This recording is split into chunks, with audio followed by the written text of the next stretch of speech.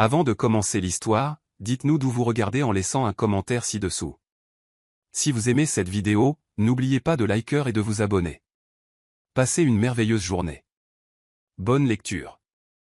Lila Torres ajusta la bâche colorée qui présentait ses bijoux faits main sur un trottoir animé de Manhattan. Offre spéciale, offre spéciale. Cria Lila dans son mégaphone en plastique rose brillant.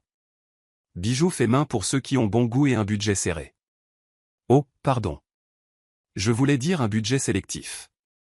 Regardez cette bague. Lila brandit une pièce couleur or ornée d'une pierre turquoise. Parfaite pour lorsque votre belle-mère vient dîner et que vous voulez montrer un peu de classe sans dépenser l'héritage des enfants. Une femme s'arrêta et prit la bague pour l'examiner de plus près. Combien? Pour vous. Magnifique. 20 $. Mais si vous promettez de la porter lors de votre prochain dîner de famille, je vous la laisse à 15 et j'ajoute un bracelet gratuit. Tout en concluant la vente, Lila ne remarqua pas Ethan Caldwell qui sortait en trompe du Caldwell Luxury Building. Sa société haut de gamme occupait 3 étages entiers de la tour voisine. Monsieur Caldwell. Sophia, son assistante personnelle, tentait de suivre ses longues foulées. À propos de la réunion avec les Japonais. Annulée, dit Ethan sans ralentir. S'ils ne peuvent pas saisir les concepts de base de la gestion de marque, ils ne valent pas notre temps. Mais monsieur, c'est un contrat de 3 millions de $. Sophia, je perds 3 millions chaque fois que quelqu'un me fait perdre ma matinée avec des présentations d'amateurs. À cet instant précis, Ethan trébucha sur le coin de la bâche de Lila, en voyant la moitié de ses bijoux s'écraser au sol. Le cliquetis métallique des colliers, boucles d'oreilles et bracelets résonna sur le trottoir. Tout le monde se retourna. Lila resta figée, contemplant le désordre, puis explosa. Et qu'est-ce que vous croyez faire? Vous venez de piétiner mes bijoux comme si c'était un tas de feuilles mortes. Ethan s'arrêta et se tourna lentement. En 32 ans d'existence, personne ne lui avait jamais crié dessus en public. Il baissa les yeux et vit une jeune femme aux cheveux bruns attachés en un chignon désordonné, un jean déchiré et un t-shirt qui proclamait « Je suis une artiste, pas votre équipe de design gratuite. » Vous ne regardiez pas où vous alliez? Continua Lila en s'agenouillant pour ramasser ses pièces. Ou bien vous ne remarquez que les choses qui coûtent le prix d'un appartement. Écoutez. Commença Ethan. Mais elle le coupa. Oh, gardez ça pour vous. Regardez ce bazar.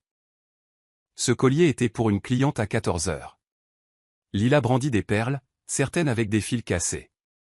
Maintenant, je dois tout refaire parce que le roi de l'arrogance a décidé que le monde était son tapis personnel.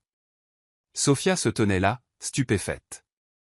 En 5 ans au service d'Ethan, elle n'avait jamais vu personne lui parler de la sorte.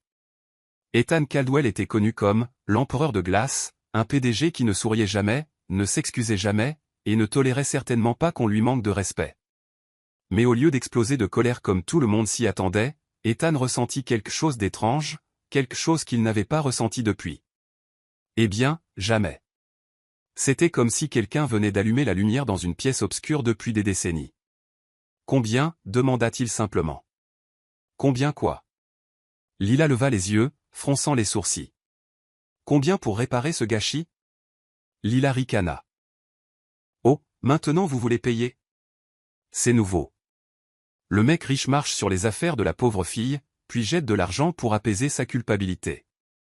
Ethan attrapa son portefeuille. Mais Lila fut plus rapide. Elle se leva et saisit son mégaphone rose. Attention, attention! Cria-t-elle.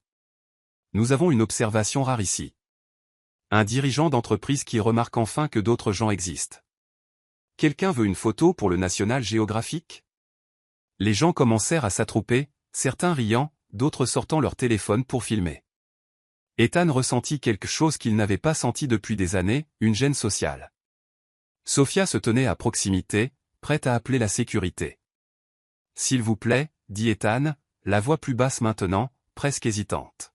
« Je veux vraiment arranger les choses. » Lila fit une pause, surprise par son ton. Elle l'étudia un instant, des gouttières transparentes sur les dents, un costume qui coûtait plus de 6 mois de son loyer, une montre qui pourrait payer l'intégralité de ses frais de scolarité. « Très bien, monsieur Gucci », soupira-t-elle. « Si vous voulez vraiment aider, achetez tout. Tout. Tout. Chaque pièce. » Lila désigna la collection éparpillée. Il y a 50 pièces. Le prix normal est de 5 cents, mais comme vous êtes un client premium qui vient avec l'empreinte de pied incluse, disons 6 cents. Sophia murmura à l'oreille d'Ethan, « Monsieur, je peux m'en occuper si vous le souhaitez. » « Non, » coupa Ethan en sortant sa carte noire. « Vous prenez la carte ?» Lila éclata de rire, un vrai rire qui fit cligner des yeux Ethan. Légèrement hébété. « Je prendrais même une reconnaissance de dette signée avec du sang s'il le fallait. »« Ouais. Mais je vous préviens, si votre carte est refusée, je crie encore plus fort. » Tandis qu'Ethan glissait sa carte dans le petit lecteur rose de Lila, couvert d'autocollants licorne, elle n'arrêta pas de parler. Vous savez, pour un PDG qui a l'air de venir de manger une glace au citron acide, vous n'êtes pas aussi terrible que je le pensais. La plupart de vos collègues en costard-cravate auraient marché sur mes bijoux sans jamais se retourner.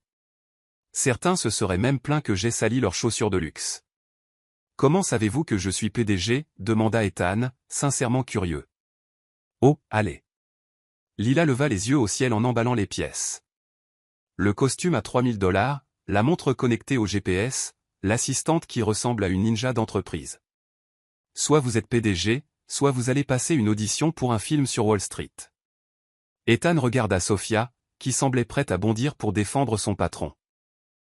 Mais il lui fit un signe subtil de rester tranquille. Et vous, dit-il, comment avez-vous appris à faire des bijoux ? Ah, c'est une longue histoire. Elle implique une grand-mère portugaise, un kit de bijoux de Noël, et la découverte que j'ai deux mains gauches pour tout, sauf pour fabriquer des bijoux fantaisie. Lila finit d'emballer les pièces et les plaça dans un sac en papier craft décoré de ses propres dessins. J'étudie le design de bijoux à l'Institut Pratt. Enfin, j'étudie quand je peux payer les frais de scolarité. Ethan encaissa l'information, quelque chose remuant dans sa poitrine. Cette fille vendait des bijoux dans la rue pour payer ses études. Soudain, ses problèmes de fusion-acquisition lui parurent bien dérisoires. Pratt est une bonne école, dit-il sans réfléchir. Vous connaissez ? Lila parut surprise. Je pensais que vous, les cadres sup, ne connaissiez que Harvard, Yale, et d'autres écoles qui sonnent comme des éternuements de chat chic. Ethan rit. Vraiment. Un son court et rauque qui fit écarquiller les yeux de Sophia. Je connais quelques personnes qui y ont étudié, dit-il, souriant encore un peu. Grand bien leur fasse. Je parie qu'ils n'ont pas eu à vendre des bijoux sur le trottoir pour payer leurs études. Lila lui tendit le sac. Et voilà. Vos bijoux pour compenser le piétinement historique. Lila Torres, dit-elle en lui tendant la main avec un sourire ironique.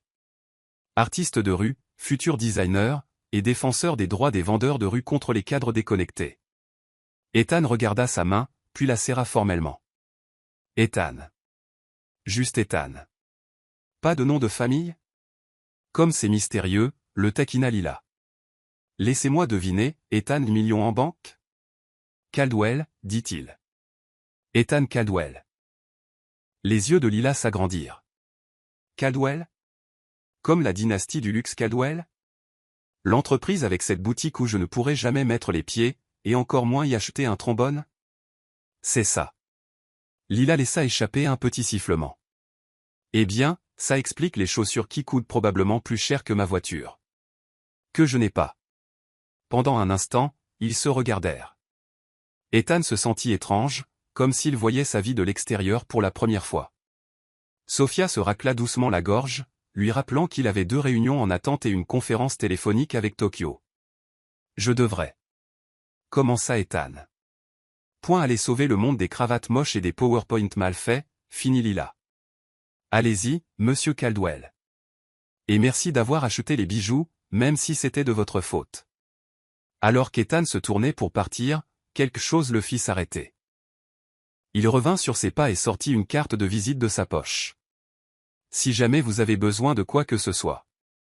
Lila prit la carte et la lut à voix haute. Ethan Caldwell.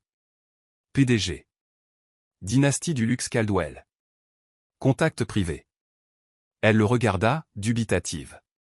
Sérieusement ? Pourquoi je vous appellerais ?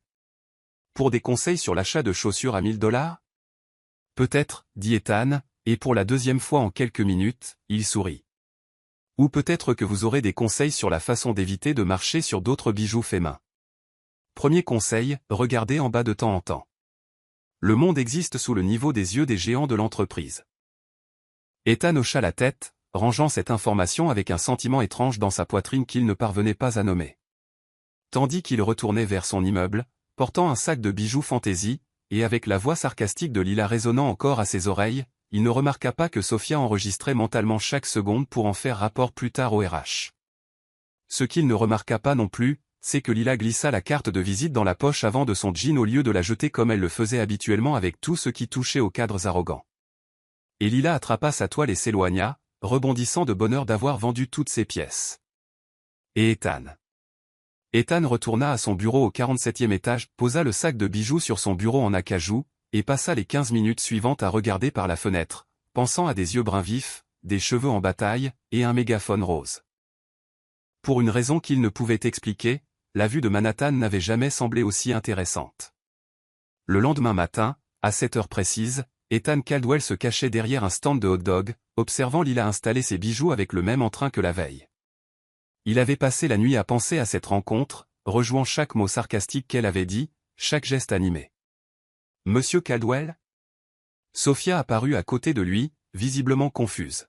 « Vous avez une réunion avec le conseil d'administration dans 15 minutes. » Annulé, marmonna Ethan, ajustant ses lunettes de soleil et la casquette de baseball qu'il avait achetée à Times Square à 6 heures du matin. Son premier achat dans un magasin à moins de $100 depuis. Eh bien, jamais. Écoutez, Sophia. J'ai besoin d'un jour de congé. Un jour de... Pardon? Vous m'avez entendu. Un jour de congé. Prenez le reste de votre journée aussi, payé. Sophia cligna des yeux, pensant qu'elle s'était peut-être évanouie debout et qu'elle rêvait. Est-ce que tout va bien? Vous avez mangé quelque chose de mauvais? Vous avez de la fièvre? Ethan l'écarta d'un geste vague, reportant son attention sur Lila, qui criait maintenant dans son mégaphone rose. Attention, travailleurs de Manhattan. Vos alliances vous appellent. Elles veulent des amis, pour quand vous oublierez où vous les avez laissés après l'happy hour. Prenant une profonde inspiration, Ethan traversa la rue et s'approcha du stand de Lila. Il avait répété son approche toute la nuit, rien de trop direct, rien qui ne trahisse qui il était. Juste Evan, un type normal.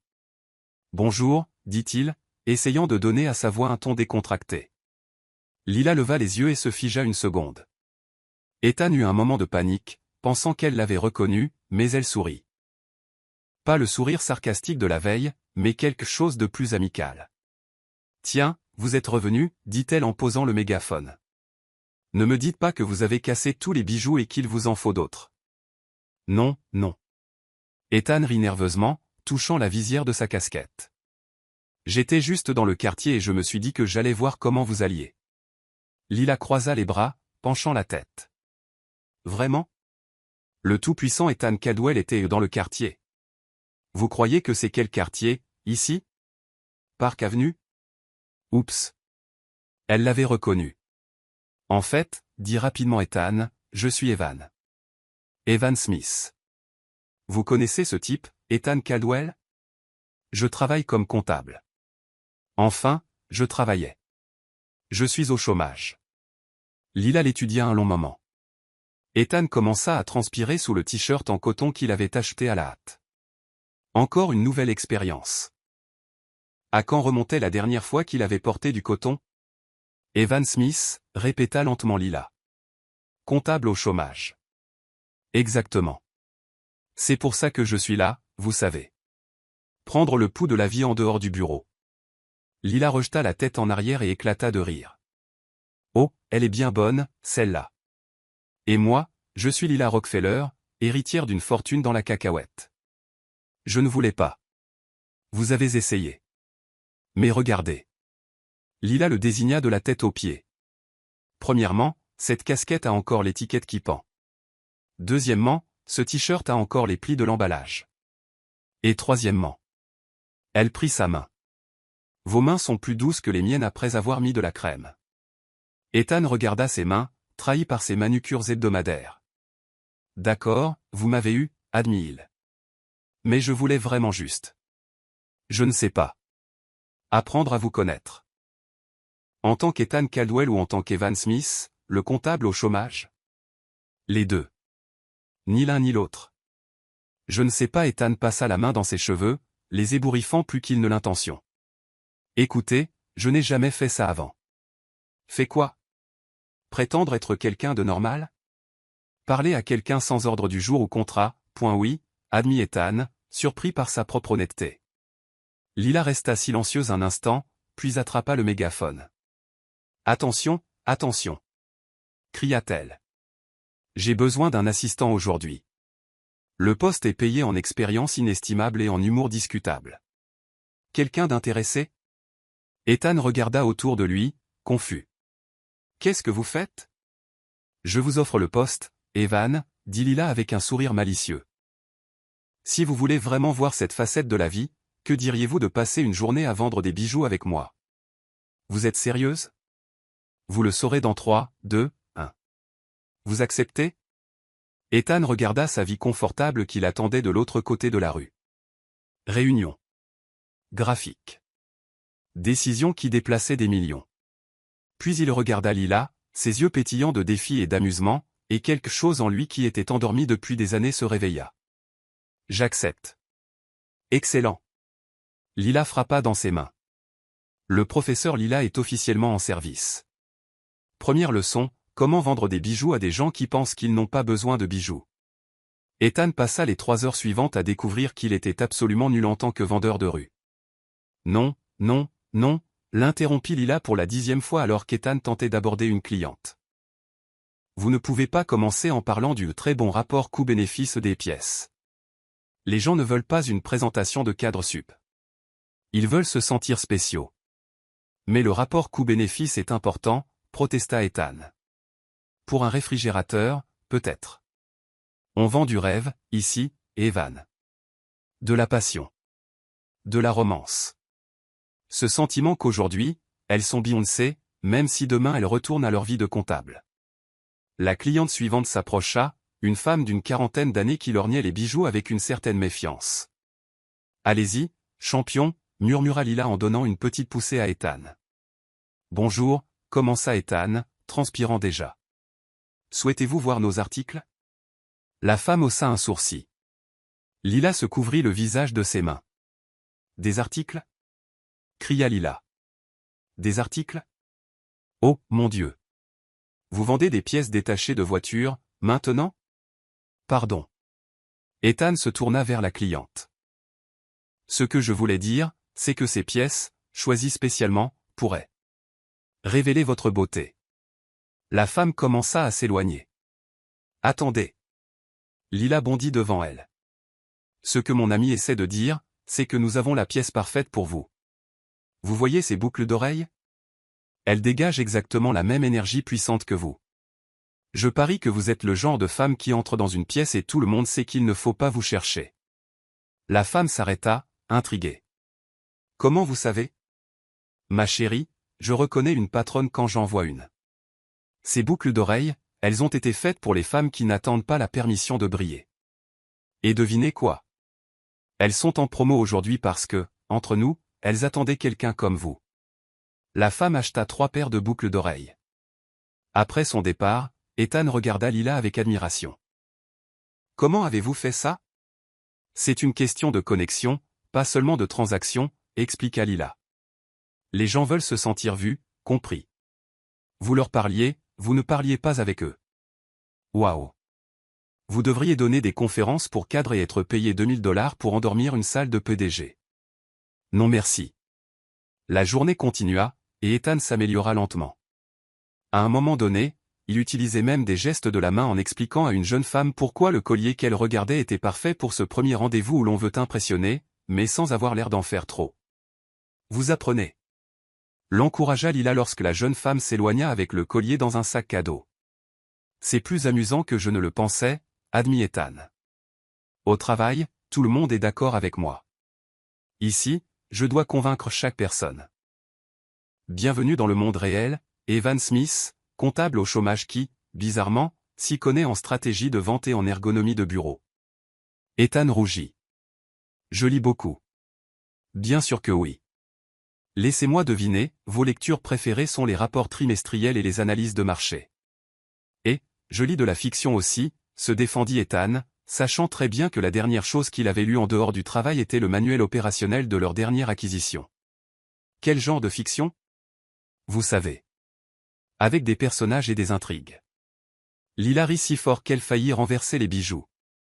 Evan, mon cœur, c'est la définition la plus basique de la fiction que j'ai jamais entendue. C'est quoi la suite? Vous allez me dire que vous aimez la musique avec des rythmes et des mélodies? J'aime la musique avec des rythmes et des mélodies, dit Ethan sérieusement, faisant rire Lila encore plus fort. Au milieu de l'après-midi, ils avaient trouvé leur rythme. Ethan attirait les gens avec son air digne de confiance, même en vêtements de coton, et Lila concluait les ventes avec son charme naturel. Étonnamment, ils vendirent plus en un après-midi que Lila ne vendait habituellement en 2 jours. Vous avez du talent, dit Lila alors qu'il comptait l'argent. Dommage qu'il ne se manifeste que lorsque vous arrêtez de penser en tableur Excel. Et vous, vous avez un don pour la vente que n'importe quelle entreprise adorerait. Merci, mais je ne cherche pas à devenir un robot d'entreprise comme vous. Enfin, comme vous étiez, Evan. Ethan rit. Vous étiez plus proche la première fois. Ils emballaient les derniers bijoux lorsqu'un groupe d'hommes en costume passa, et Ethan capta des bribes de leur conversation. Caldwell a tout annulé aujourd'hui. Les assistantes paniquent. Jamais arrivé avant. Lila ne sembla pas remarquer, mais Ethan déglutit difficilement, imaginant le chaos qu'il avait laissé derrière lui. Alors, dit Lila en fermant sa dernière boîte. Qu'avez-vous pensé de votre premier jour en tant que vendeur de rue? C'était. Ethan fit une pause, cherchant le mot juste. Point libérateur. Waouh, c'est un grand mot pour un comptable au chômage, le taquina-t-elle. Lila, je peux vous demander quelque chose de sérieux. Bien sûr. Mais je facture les séances de thérapie. Pourquoi m'avez-vous laissé vous aider aujourd'hui? Vous saviez que je n'étais pas honnête sur qui j'étais. Lila resta silencieuse un moment, puis haussa les épaules. Tout le monde mérite une seconde chance. Et puis, vous aviez l'air d'avoir plus besoin de ça que moi d'un assistant. Besoin de quoi? De vous rappeler qu'il y a un monde en dehors de votre bulle de verre. Ethan la regarda, quelque chose se serrant dans sa poitrine. À quand remontait la dernière fois que quelqu'un s'était soucié de ce dont il avait besoin, et pas seulement de ce qu'il pouvait fournir? Merci, dit-il simplement. Je vous en prie, Evan ou Ethan, ou qui que vous soyez quand vous vous levez et vous regardez dans le miroir. Alors qu'Ethan commençait à s'éloigner, Lila l'appela, et... Même si vous êtes un PDG multimilliardaire avec un trouble de la personnalité multiple, vous êtes le bienvenu demain. Même heure, même endroit. Ethan se retourna, souriant. J'adorerais. Juste une chose. Lila le pointa du doigt. La prochaine fois, trouvez de vrais vêtements d'occasion. Votre vibe de cadre sup qui essaie de ressembler à un gars moyen est beaucoup trop évidente.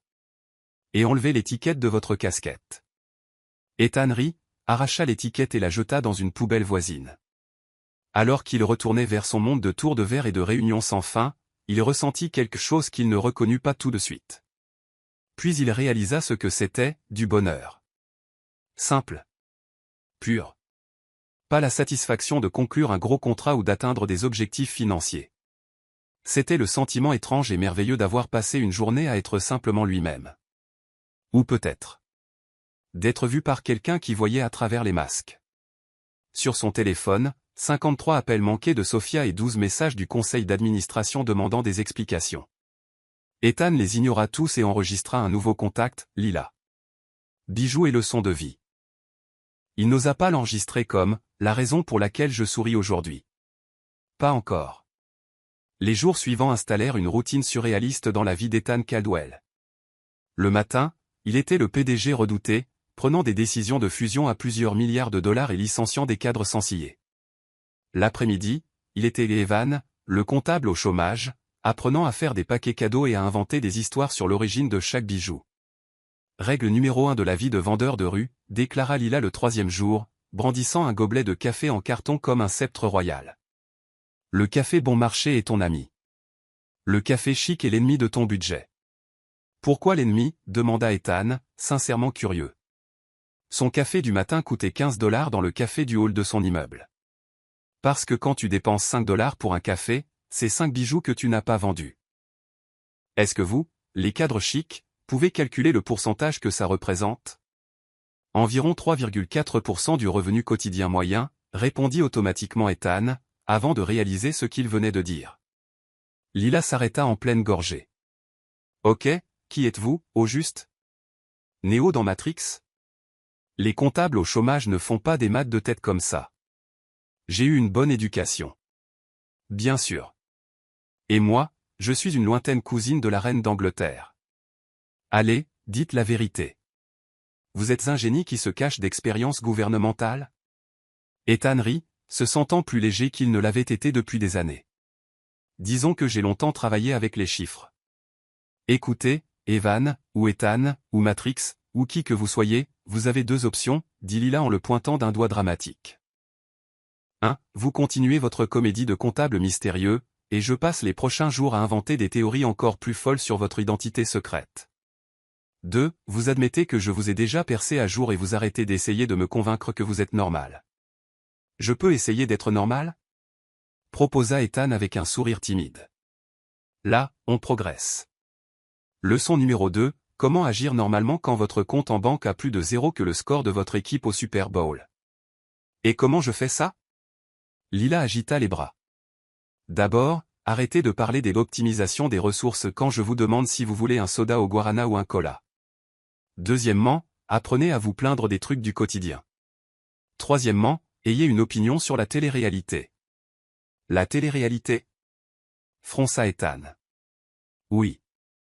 Les gens normaux ont des opinions sur qui devrait gagner Big Brother, même s'ils ne regardent pas. C'est obligatoire. Je regarde. Ethan s'arrêta, réalisant que la dernière chose qu'il avait vue était une analyse boursière sur Bloomberg. Vous regardez quoi? Laissez-moi deviner. Des documentaires sur l'économie mondiale. En fait, j'allais dire que je regarde celle avec les chefs. Top Chef? Master Chef? Hell's Kitchen? Il faut être précis. Celle où les gens crient tout le temps. Lila rejeta la tête en arrière en riant. Toutes, Evan. Absolument toutes. Pendant qu'ils discutaient, un couple de touristes s'approcha, lorgnant les boucles d'oreilles. Allez-y, champion, murmura Lila. Rappelez-vous, connexion, pas transaction. Ethan prit une profonde inspiration et s'avança vers le couple. Bonjour. Ces boucles d'oreilles vous iraient à merveille. Voyez comme elles s'accordent avec vos yeux. Et regardez cette coïncidence, improvisa-t-il. Elles ont été inspirées par l'œuvre de street art juste au coin de la rue. Le couple regarda dans la direction qu'il indiquait, puis de nouveau les boucles d'oreilles. Et vous savez ce qui est le plus intéressant? Continua Ethan, s'étonnant lui-même. L'artiste qui les a fabriquées traversait une période de découverte personnelle lorsqu'elle les a créées. Chaque courbe représente un obstacle qu'elle a surmonté. Lila le regardait, bouche bée, tandis qu'Ethan concluait la vente avec une histoire complètement inventée sur le parcours personnel derrière chaque pièce. « D'où vous sortez ça ?» demanda-t-elle, une fois le couple parti, ravi de son achat. « Je ne sais pas. C'est sorti tout seul. » Vous mentez encore, en quelque sorte. C'est du storytelling, la corrigea-t-il. C'est ce qu'on fait tout le temps dans les présentations de direction. Oh, donc vous admettez que vous êtes un cadre sup? Ethan s'arrêta, réalisant qu'il avait glissé. Lila, si je vous dis la vérité, vous voudrez toujours être mon ami? D'abord, je veux savoir depuis quand nous sommes amis. Point ne le sommes-nous pas? Lila étudia son visage un moment. Vous êtes vraiment Ethan Caldwell, n'est-ce pas? Le PDG milliardaire qui a piétiné mes bijoux et qui est revenu en prétendant être quelqu'un d'autre. Oui, admit Ethan, se préparant à sa colère. Et vous venez ici tous les jours parce que... Parce que... Ethan peinait à trouver les mots. Parce que ce jour-là, c'était la première fois depuis des années que je me sentais vivant. Et vous m'avez traité comme une personne normale, pas comme un tas d'argent ou un contact professionnel. Lila resta silencieuse si longtemps qu'Ethan crut qu'elle n'allait plus jamais lui parler. Je peux vous demander quelque chose, dit-elle enfin. N'importe quoi. Vous avez la moindre idée à quel point c'est bizarre? Un milliardaire qui se fait passer pour un simple mortel, corrigea-t-il automatiquement. Ça ne change rien à l'affaire. Pourquoi feriez-vous ça? Ethan baissa les yeux vers ses mains, Maintenant un peu rêche après des jours à manipuler des emballages et des bijoux. Savez-vous ce que c'est quand toute votre vie est décidée par d'autres? Quand vous vous levez et que chaque minute de votre journée est déjà planifiée? Quand même vos repas sont programmés et que vos réunions ont des réunions? Non, dit honnêtement Lila. Moi, je me lève sans savoir si j'aurai de l'argent pour le dîner. Et moi, je me lève sans savoir si j'aurai le temps de dîner. Nous sommes tous les deux coincés, Lila. Juste aux extrémités opposées. Lila réfléchit à cela, puis prit une bague dorée de la collection. Vous voyez cette bague? Elle brille différemment selon l'angle. D'un côté, elle est dorée. De l'autre, elle a l'air presque bronze. Peut-être que les gens sont comme ça aussi. Profonde pensée pour une fille qui vend des bijoux dans la rue. Parole sensée pour un milliardaire qui se fait passer pour un comptable au chômage. Ou même. Ils rirent ensemble, et Ethan sentit quelque chose se desserrer dans sa poitrine. Quelque chose qu'il n'avait pas réalisé être tendu. Je peux continuer à venir ici, demanda-t-il, un peu hésitant. À quelques conditions, dit Lila en levant un doigt professoral. Premièrement, pas d'argent comme solution à tout. Deuxièmement, on ne parle pas d'action, de fusion ou d'acquisition, sauf si je le demande. Troisièmement, si vous dites rapport coût-bénéfice une fois de plus, j'utilise le mégaphone pour faire savoir à tout Manhattan que vous pleurez devant les films de chiens. Je ne. Vous pleurez? Peut-être, admit Ethan en rougissant. Tout le monde pleure, mais vous voyez ce que je veux dire. Et quatrièmement, parlez-moi de votre vie. La vraie version, pas celle édulcorée de Forbes. Ethan hésita. De toute sa vie, il n'avait jamais partagé quoi que ce soit de vulnérable avec quelqu'un qui ne soit pas un thérapeute payé. Je ne sais pas si je sais comment faire. C'est facile. Vous ouvrez la bouche et vous laissez les mots sortir. Vous voulez vous entraîner? Je commence. Lila s'assit par terre, lui faisant signe de faire de même. Je m'appelle Lila Torres. J'ai 22 ans. Mes parents sont venus du Brésil quand j'avais 5 ans. Mon père est mort quand j'en avais 15, et ma mère cumule 3 boulots pour que je puisse étudier le design. Je vends des bijoux pour payer ma part, parce que je ne veux pas qu'elle se tue au travail, elle aussi. Le silence qui suivit fut lourd, mais pas inconfortable. Je m'appelle Ethan Caldwell, commença-t-il lentement. J'ai 32 ans. Mes parents se sont mariés pour des fusions d'entreprises. Littéralement. Mon père voyait notre famille comme une autre branche de l'entreprise. J'ai appris à parler mandarin et allemand avant même d'entendre les mots « je t'aime ». Je n'ai jamais entendu ces mots à la maison. Lila laissa échapper un sifflement bas. Waouh! Et moi qui pensais que ma famille était compliquée. La vôtre semble pleine d'amour, même avec toutes les difficultés. La vôtre semble pleine d'opportunités, même avec toute cette froideur. Ils se regardèrent, deux mondes complètement différents assis sur un trottoir de Manhattan, entourés de bijoux que Lila avait créés de ses mains, et qu'Ethan apprenait maintenant à vendre avec son cœur. Vous savez ce qui est drôle, dit Lila après un moment. J'ai toujours cru qu'avoir de l'argent résoudrait tous les problèmes de la vie. Et j'ai toujours cru que ne pas avoir à être parfait résoudrait tous les miens, répondit Ethan. On dirait qu'on avait tort tous les deux. On dirait bien. Une cliente s'approcha, intéressée par un bracelet en argent, et Lila se remit au travail.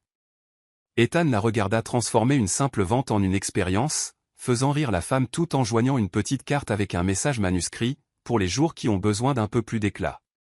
C'est ça qui me manque, murmura Ethan une fois qu'ils furent de nouveau seuls. Quoi donc? Rendre les gens heureux.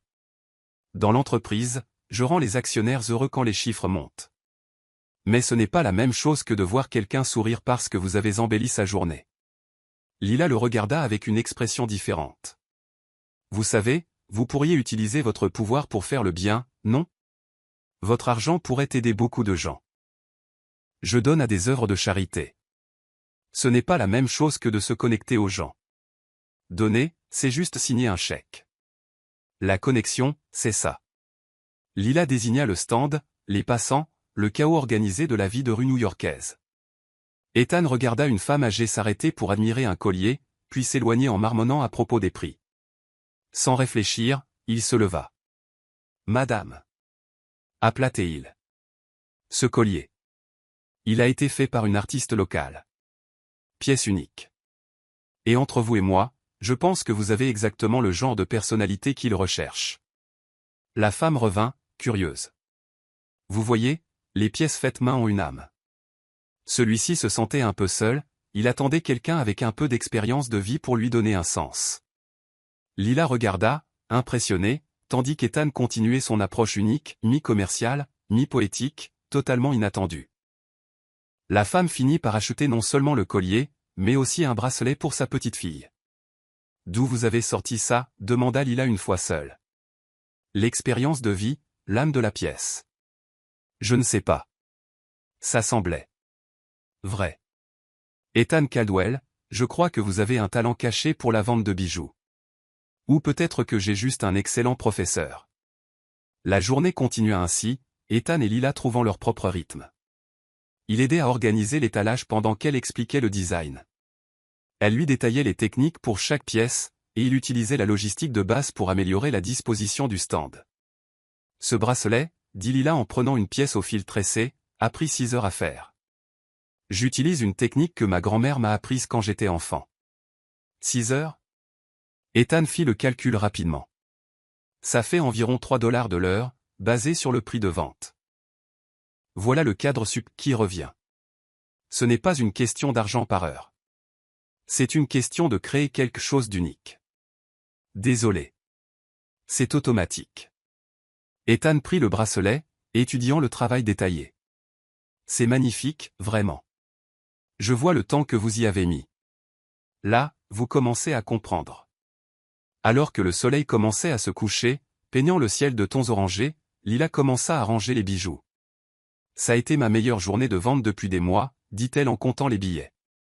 Vous avez vraiment un don avec les clients. Peut-être parce que je comprends la valeur d'avoir quelque chose d'unique. Dit l'homme qui possède probablement une collection de montres valant plus que mes frais de scolarité. 3 montres, admit Ethan. Et vous avez raison sur la valeur. Mais en vous regardant travailler, j'ai réalisé que je n'ai jamais rien créé de mes propres mains. C'est un peu triste, dit honnêtement Lila. Créer quelque chose, c'est thérapeutique. C'est comme laisser une marque sur le monde qui n'appartient qu'à vous. Vous m'apprendriez? Pas à vendre ou à faire du profit. Juste à créer. Lila s'arrêta et le regarda.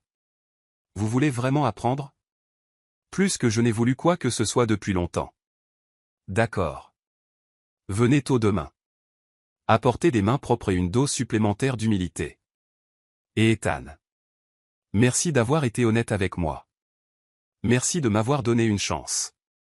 Alors qu'Ethan retournait à son appartement de l'Upper East Side, les mains tachées d'argent et le cœur plus léger qu'il ne l'avait été depuis des années, son téléphone vibra de dizaines de messages. Monsieur Caldwell, où êtes-vous? Sophia, la réunion de Tokyo a été un désastre. Assistante de direction, votre père a appelé 3 fois. Secrétaire personnel, pendant un instant, Ethan songea à répondre, à replonger dans un monde d'obligations et d'attentes. Puis il regarda ses mains sales, sourit, et mit le téléphone en silencieux. Pour la première fois de sa vie, Ethan Caldwell était exactement là où il voulait être. Et demain, il apprendrait à fabriquer un bijou de ses propres mains. La journée commença bien. Ethan arriva tôt, comme Lila l'avait demandé, lui apportant un café du même boui-boui où elle allait toujours, et portant un jean qui avait l'air vraiment usé. Il avait même utilisé du papier de verre dessus pour lui donner cet aspect authentique. Eh bien, regardez-moi ça, rit Lila en le voyant. Monsieur le milliardaire qui essaie de ressembler à Monsieur Tout-le-Monde. Au moins, vous avez enlevé les étiquettes. J'ai pris votre leçon au sérieux. Ethan sourit en lui tendant le café. Prêt pour mon premier cours de création de bijoux? Lila avait apporté une petite boîte avec des outils de base, pinces, fils d'argent, perles colorées et quelques petites pierres. On va commencer simple. Un bracelet basique. C'est plus dur que ça en a l'air, prévint-elle en lui montrant comment tenir la pince. Si je peux négocier avec des actionnaires japonais, je pense que je peux tordre un bout de fil, dit Ethan avec assurance. 20 minutes plus tard, il avait 3 doigts avec de petites coupures, un enchevêtrement de fil d'argent, et 0 progression. D'accord. C'est peut-être comme négocier avec des actionnaires japonais, admit-il, défait. La différence, c'est que vous ne pouvez pas déléguer à un assistant. Lila rit, l'aidant à démêler le gâchis. Première règle de la bijouterie, la patience. Le métal se fiche de votre emploi du temps. Alors qu'il travaillait, une silhouette familière entra dans le champ de vision d'Ethan. Sophia, son assistante, marchait d'un pas rapide sur le trottoir, le visage empreint d'une détermination professionnelle. « Oh » murmura Ethan. « Qu'est-ce qui ne va pas ?» Lila suivit son regard. « C'est qui cette femme qui a l'air d'avoir avalé une règle ?»« Mon assistante. » Oh. Lila mit le mégaphone de côté. Ça craint. Avant qu'Ethan ne puisse répondre, Sophia l'avait repéré. Son rythme s'accéléra, ses talons claquant sur le trottoir comme un compte à rebours. « Monsieur Caldwell. » Sa voix trancha l'air comme une lame. Les passants s'arrêtèrent pour regarder. « Êtes-vous en train de vendre des bijoux faits main ?» Ethan se leva lentement, tenant toujours les outils de Lila. « Sophia. Je peux expliquer. Le conseil est en réunion d'urgence. 3 contrats en attente. 2 présidents de sociétés qui attendent votre rappel. Et vous êtes ici en train de jouer. » Elle fit un geste vers le stand de Lila. Point à la vendeuse hippie.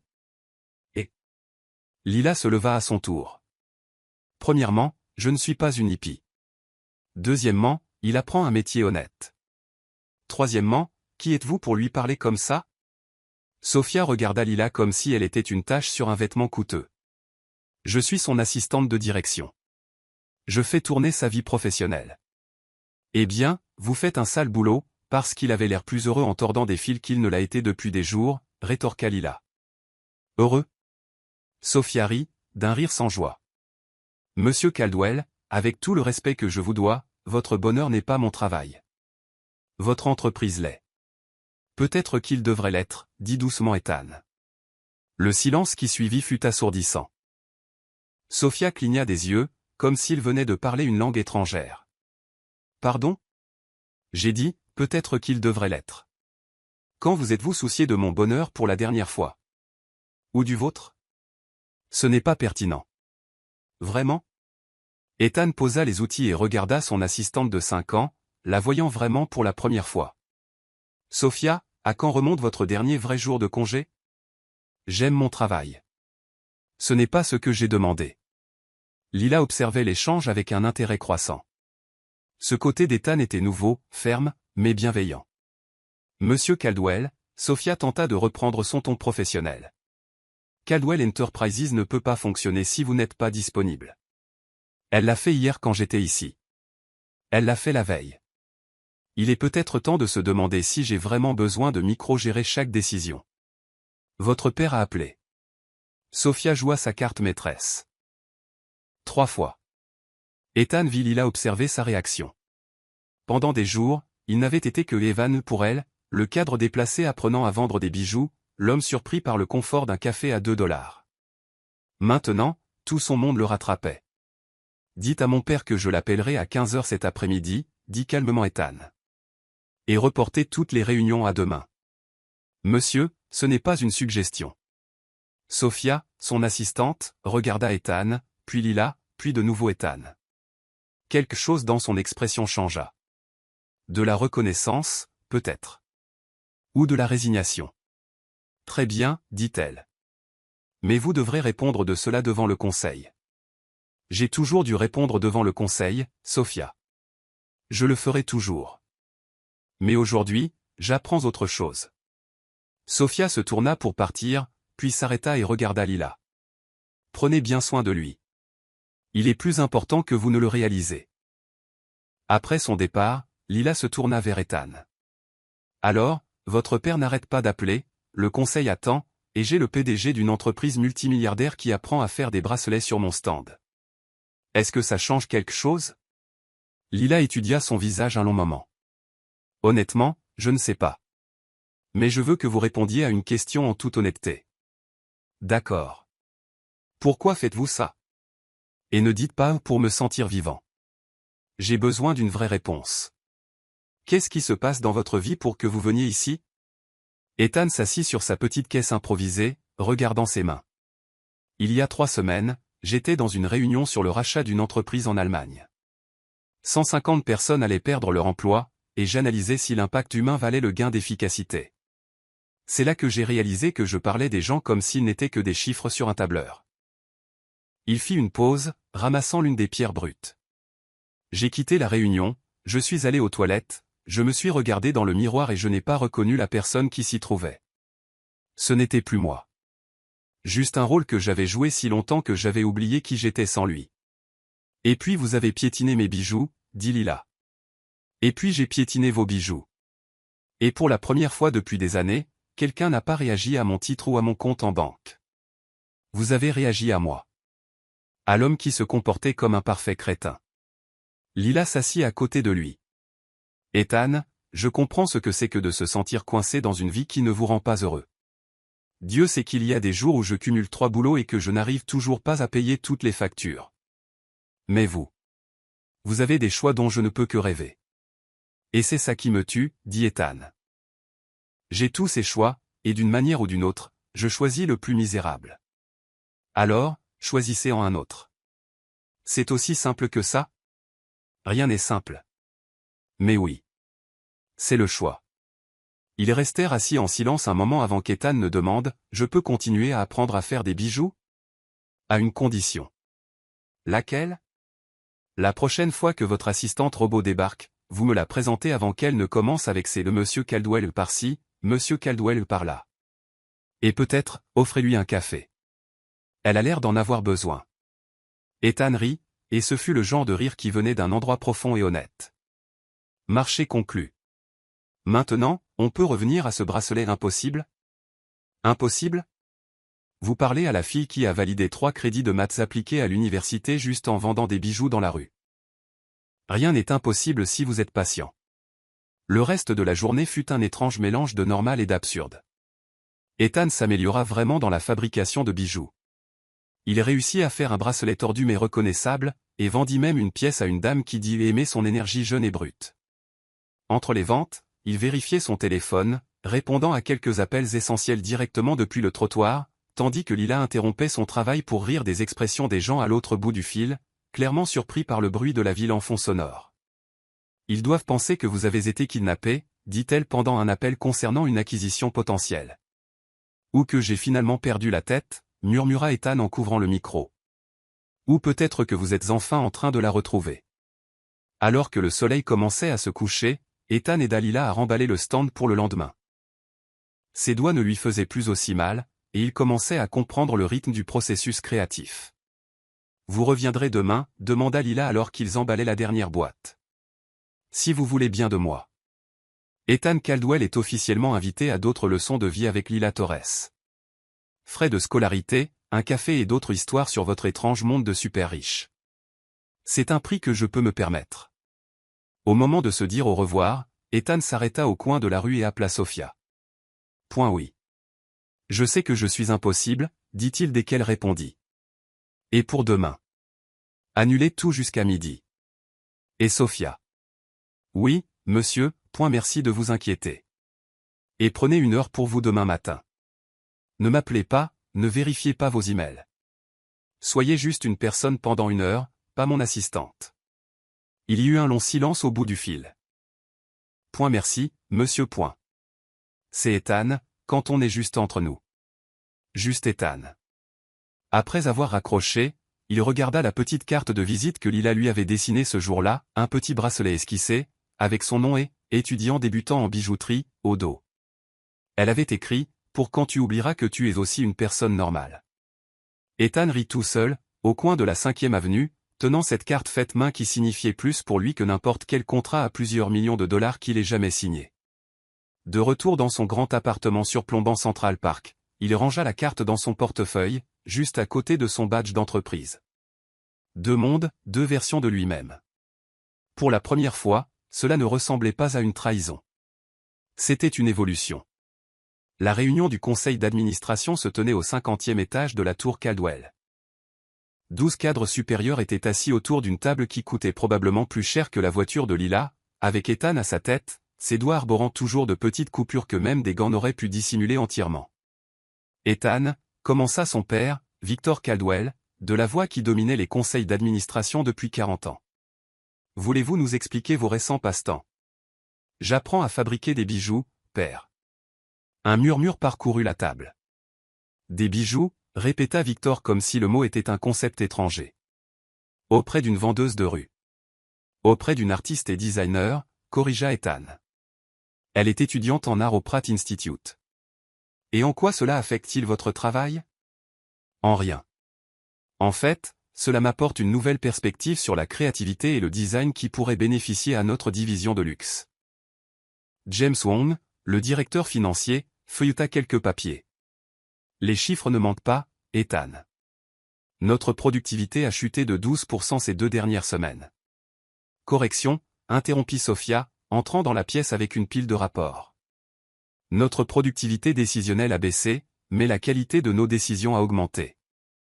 2 acquisitions que nous aurions approuvées ont été rejetées après une analyse plus approfondie, épargnant à l'entreprise 8 millions de pertes potentielles. Tout le monde la regarda. Sophia n'interrompait jamais les réunions. Et comment savez-vous cela? Demanda Victor. Parce que lorsque M. Caldwell n'est pas en train de micro-gérer chaque décision, nous sommes obligés de faire une analyse plus poussée avant qu'elle ne lui parvienne, répondit-elle calmement. Peut-être que l'entreprise bénéficierait d'un PDG qui ne soit pas constamment disponible. Ethan regarda son assistante avec un respect nouveau. Sophia avait défendu sa position sans qu'il le demande. Théorie intéressante, concéda Victor, mais cela n'explique pas le temps perdu en artisanat.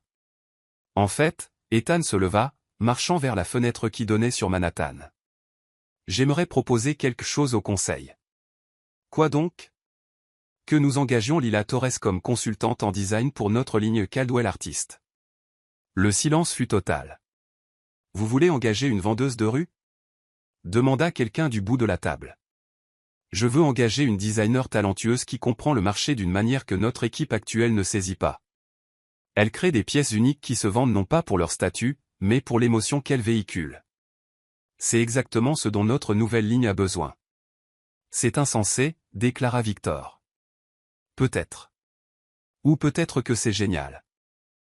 Elle a une vision artistique, comprend les coûts opérationnels parce qu'elle vit avec au quotidien, et possède une clientèle fidèle qui achète pour l'histoire et le lien, pas pour la marque. Le débat qui s'ensuivit fut intense. Ethan argumenta avec une passion qu'il n'avait pas ressentie depuis des années, présentant des données sur les tendances du marché, montrant des photos des pièces de Lila, expliquant sa philosophie de vente unique. Lorsqu'il quitta enfin la réunion 3 heures plus tard, il avait obtenu une approbation hésitante pour un contrat de consultante expérimentale de 3 mois pour Lila. Sophia le retrouva dans le couloir. C'était impressionnant, patron. Merci de m'avoir défendu là-dedans. J'ai juste dit la vérité. Et Ethan. Elle a de la chance de vous avoir. C'est moi qui ai de la chance de l'avoir rencontrée. Moi aussi. Cet après-midi-là, Ethan retrouva Lila à son stand habituel. Elle se disputait avec un homme en costume sur le prix d'un collier. 20 $, c'est ridicule pour ça, se plaignait l'homme. Alors ne l'achetez pas, répondit sèchement Lila. Il y a un Walmart à 2 rues d'ici. Lila, intervint doucement Ethan. Est-ce que ce collier est l'une des pièces qui utilisent la technique que tu m'as apprise hier? Oui. Avec les doubles nœuds. Pourquoi?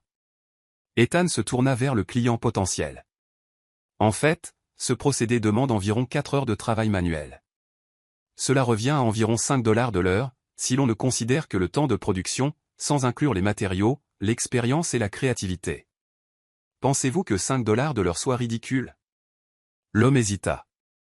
Eh bien, vu comme ça. Et cela ne prend même pas en compte le fait que vous obtenez une pièce unique, faite à la main par une artiste talentueuse qui finance ses études en créant de l'art. 20 $, c'est en fait un prix très raisonnable. L'homme acheta le collier. D'où ça sortait, ça? Demanda Lila quand ils furent seuls. J'ai juste appliqué une logique commerciale pour justifier la valeur réelle de ton travail. Ethan Caldwell, tu deviens le vendeur de mes rêves. En fait, Ethan prit une profonde inspiration. J'ai une proposition à te faire. Si c'est pour m'offrir de l'argent pour que j'arrête de vendre dans la rue, on en a déjà parlé. Non. C'est un vrai travail. Lila s'interrompit au milieu du réarrangement de ses colliers. Quoi? J'ai présenté ton art à mon conseil d'administration aujourd'hui. Ils ont accepté de t'offrir un contrat de consultante de 3 mois pour développer notre nouvelle ligne Caldwell Artisan. Tu as fait quoi?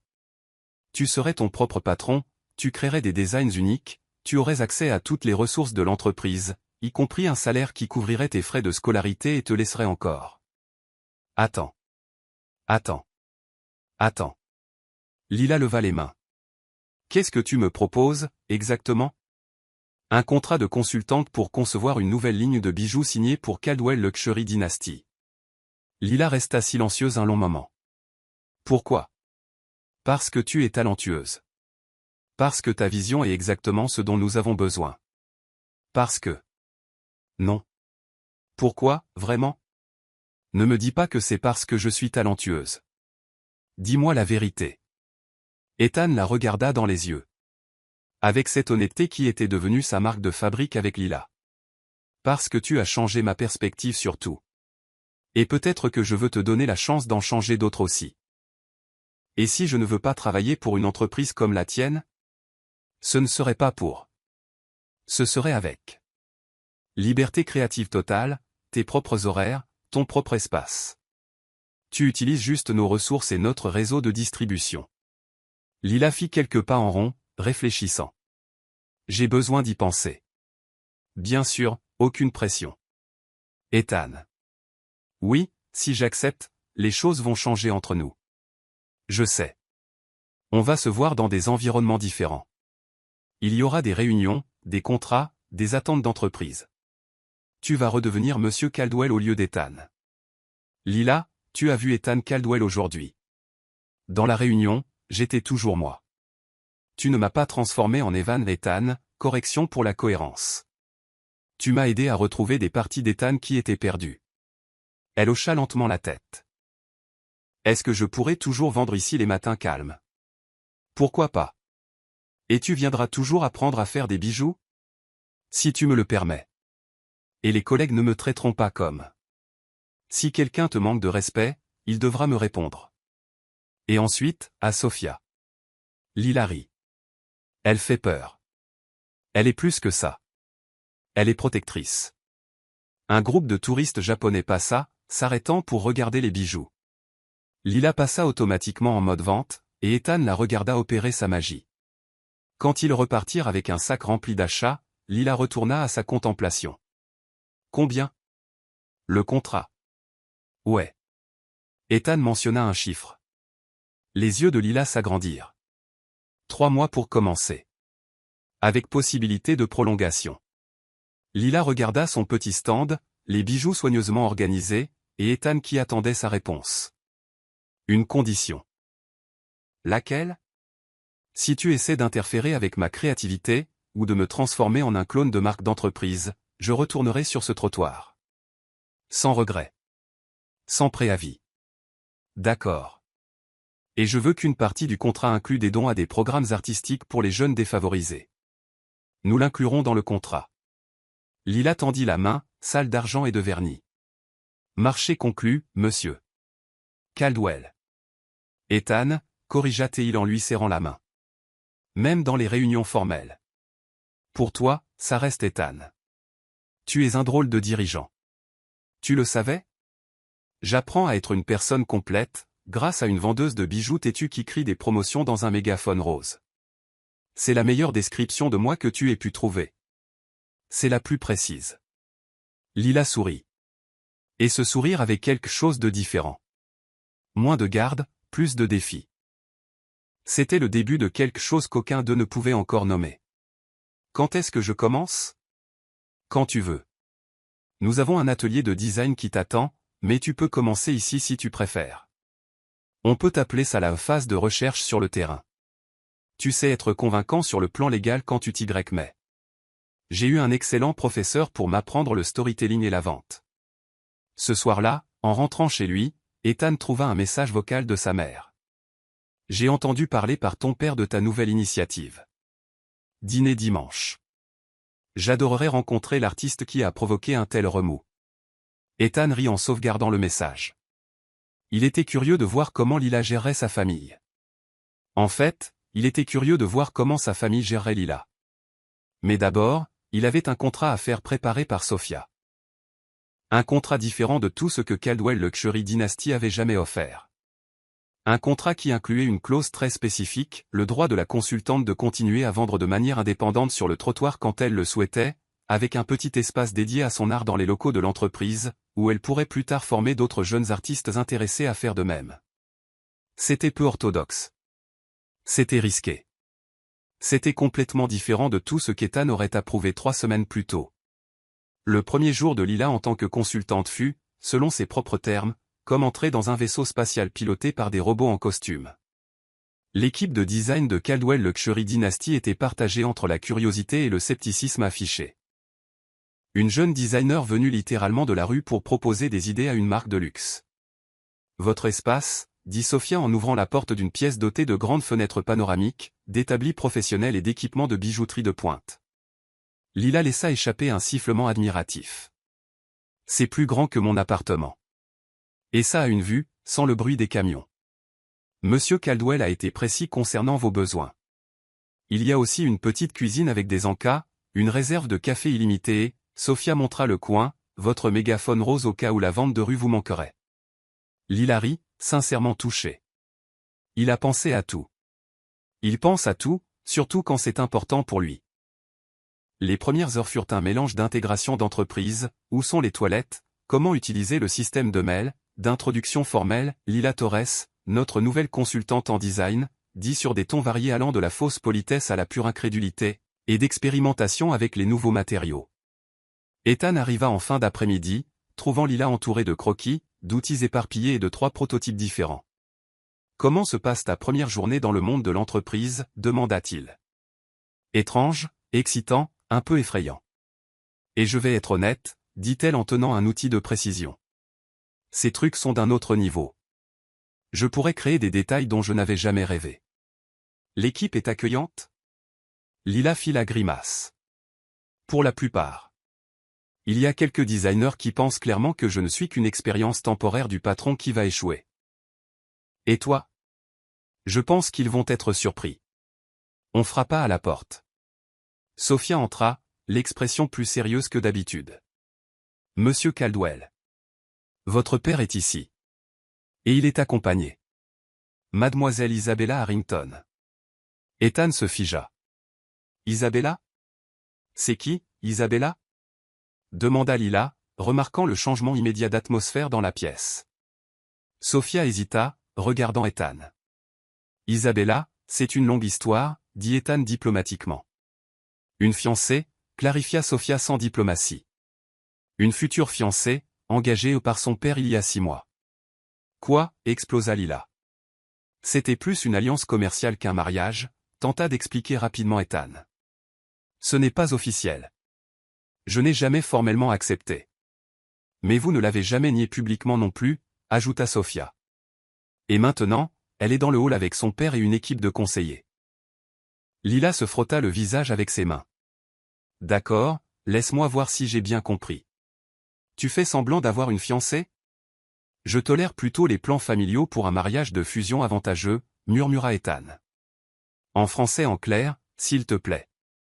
C'est un mariage d'affaires que mon père force. 2 entreprises familiales. Ça créerait un empire. Une fusion stratégique. Et tu as un avis là-dessus? Oui, répondit fermement Ethan. Je pense que c'est dépassé et ridicule. Mais Isabella est une bonne personne qui subit aussi des pressions de sa famille. Nous avons en quelque sorte conclu un pacte tacite pour retarder ça indéfiniment. Jusqu'à maintenant, commenta Sophia. On dirait que les parents s'impatientent. Lila se leva brusquement. D'accord, j'ai besoin de digérer ça. Tu as une fiancée d'affaires qui débarque ici à l'instant, et je suis là à faire des bijoux pendant que tu fais quoi, exactement? Tu évites de répondre pourquoi tu es toujours célibataire? Lila. Non. Tu sais ce qui est drôle? Je pensais que tu étais différent. Que tu changeais vraiment. Mais c'est ce que font les riches, n'est-ce pas? Ils jouent avec la vie des autres pour conclure des marchés. Ce n'est pas comme ça. Alors c'est comment? Explique, Ethan. Et cette fois, toute la vérité. Ethan regarda Sophia, qui quitta discrètement la pièce en fermant la porte. Isabella Harrington est la fille du propriétaire de Harrington Diamonds. Nos parents sont allés à l'école ensemble, ont toujours parlé de fusionner les entreprises. Quand mon grand-père est mort, il a laissé une clause dans son testament sur le renforcement des alliances familiales. Mon père a pris ça comme un feu vert pour arranger mon mariage. Et tu as accepté? J'ai prolongé. J'ai évité. J'ai trouvé des excuses. Isabella a fait de même. Nous nous sommes vus quelques fois, nous nous sommes clairement dit que nous étions des pions dans le jeu de nos parents. Nous avons convenu de faire traîner les choses jusqu'à ce que nos familles abandonnent. Et ça a marché jusqu'ici? Jusqu'ici. Lila fit le tour de la pièce, digérant l'information. Combien de temps comptes-tu continuer cette mascarade? Je ne compte rien continuer du tout. Je descends maintenant pour leur dire clairement qu'il n'y aura pas de mariage. À cause de moi? Pas à cause de toi. À cause de moi. Parce que j'en ai marre de laisser les autres décider de ma vie. Parce que pour la première fois depuis des années, j'ai l'impression de maîtriser mes choix. Lila s'arrêta, le regardant droit dans les yeux. Tu es sûr de ça? Parce que ça semble être une grosse décision à prendre à cause de quelques leçons de bijoux sur un trottoir. Ce n'est pas à cause des leçons de bijoux. C'est à cause de qui je suis devenu depuis que j'ai commencé à y aller. Un long silence remplit la pièce. D'accord, dit enfin Lila. Allons-y, quoi? Je viens avec toi. Je veux rencontrer cette fiancée d'affaires et voir comment ça fonctionne. Lila, ça pourrait devenir compliqué. Toute ma vie est compliquée, Ethan. Je dis juste que si tu dois rompre avec les traditions de ton monde de verre, tu ne devrais pas le faire seul. Et si je n'aime pas ce que je vois, alors j'aurai appris quelque chose d'important sur toi. Et si je n'arrive pas à affronter mon père? Lila attrapa son sac. Alors je le ferai pour toi. Et tu auras quand même appris quelque chose d'important sur toi-même. Quand ils atteignirent le hall, Victor Caldwell était en plein mode PDG, parlant à une femme blonde bien habillée qui était de toute évidence Isabella. À côté d'eux se tenait une équipe d'assistants avec des tablettes et un groupe de journalistes qui avaient apparemment été alertés. Ah, enfin, dit Victor en apercevant Ethan. Isabella attendait. Isabella se tourna, et Ethan vit immédiatement la panique dans ses yeux. Elle n'avait pas plus envie d'être ici que lui. Ethan, dit-elle prudemment, quelle surprise de te voir. Isabella, répondit-il formellement, puis il regarda Lila. J'aimerais te présenter Lila Torres, notre nouvelle consultante en design. Isabella tendit poliment la main, mais Lila ne la serra pas immédiatement. À la place, elle regarda droit Victor Caldwell. C'est donc vous le père qui arrange les mariages, dit-elle sans détour. Le hall devint silencieux. Et vous êtes, demanda Victor en haussant un sourcil. La réalité que votre fils est en train d'apprendre. Et aussi la personne qui va dire ce que tout le monde ici a trop peur de dire. Lila, tenta d'intervenir Ethan, mais elle continua. Ce mariage est une farce. Si vous regardez dans leurs yeux, vous verrez deux personnes qui préféreraient être n'importe où ailleurs.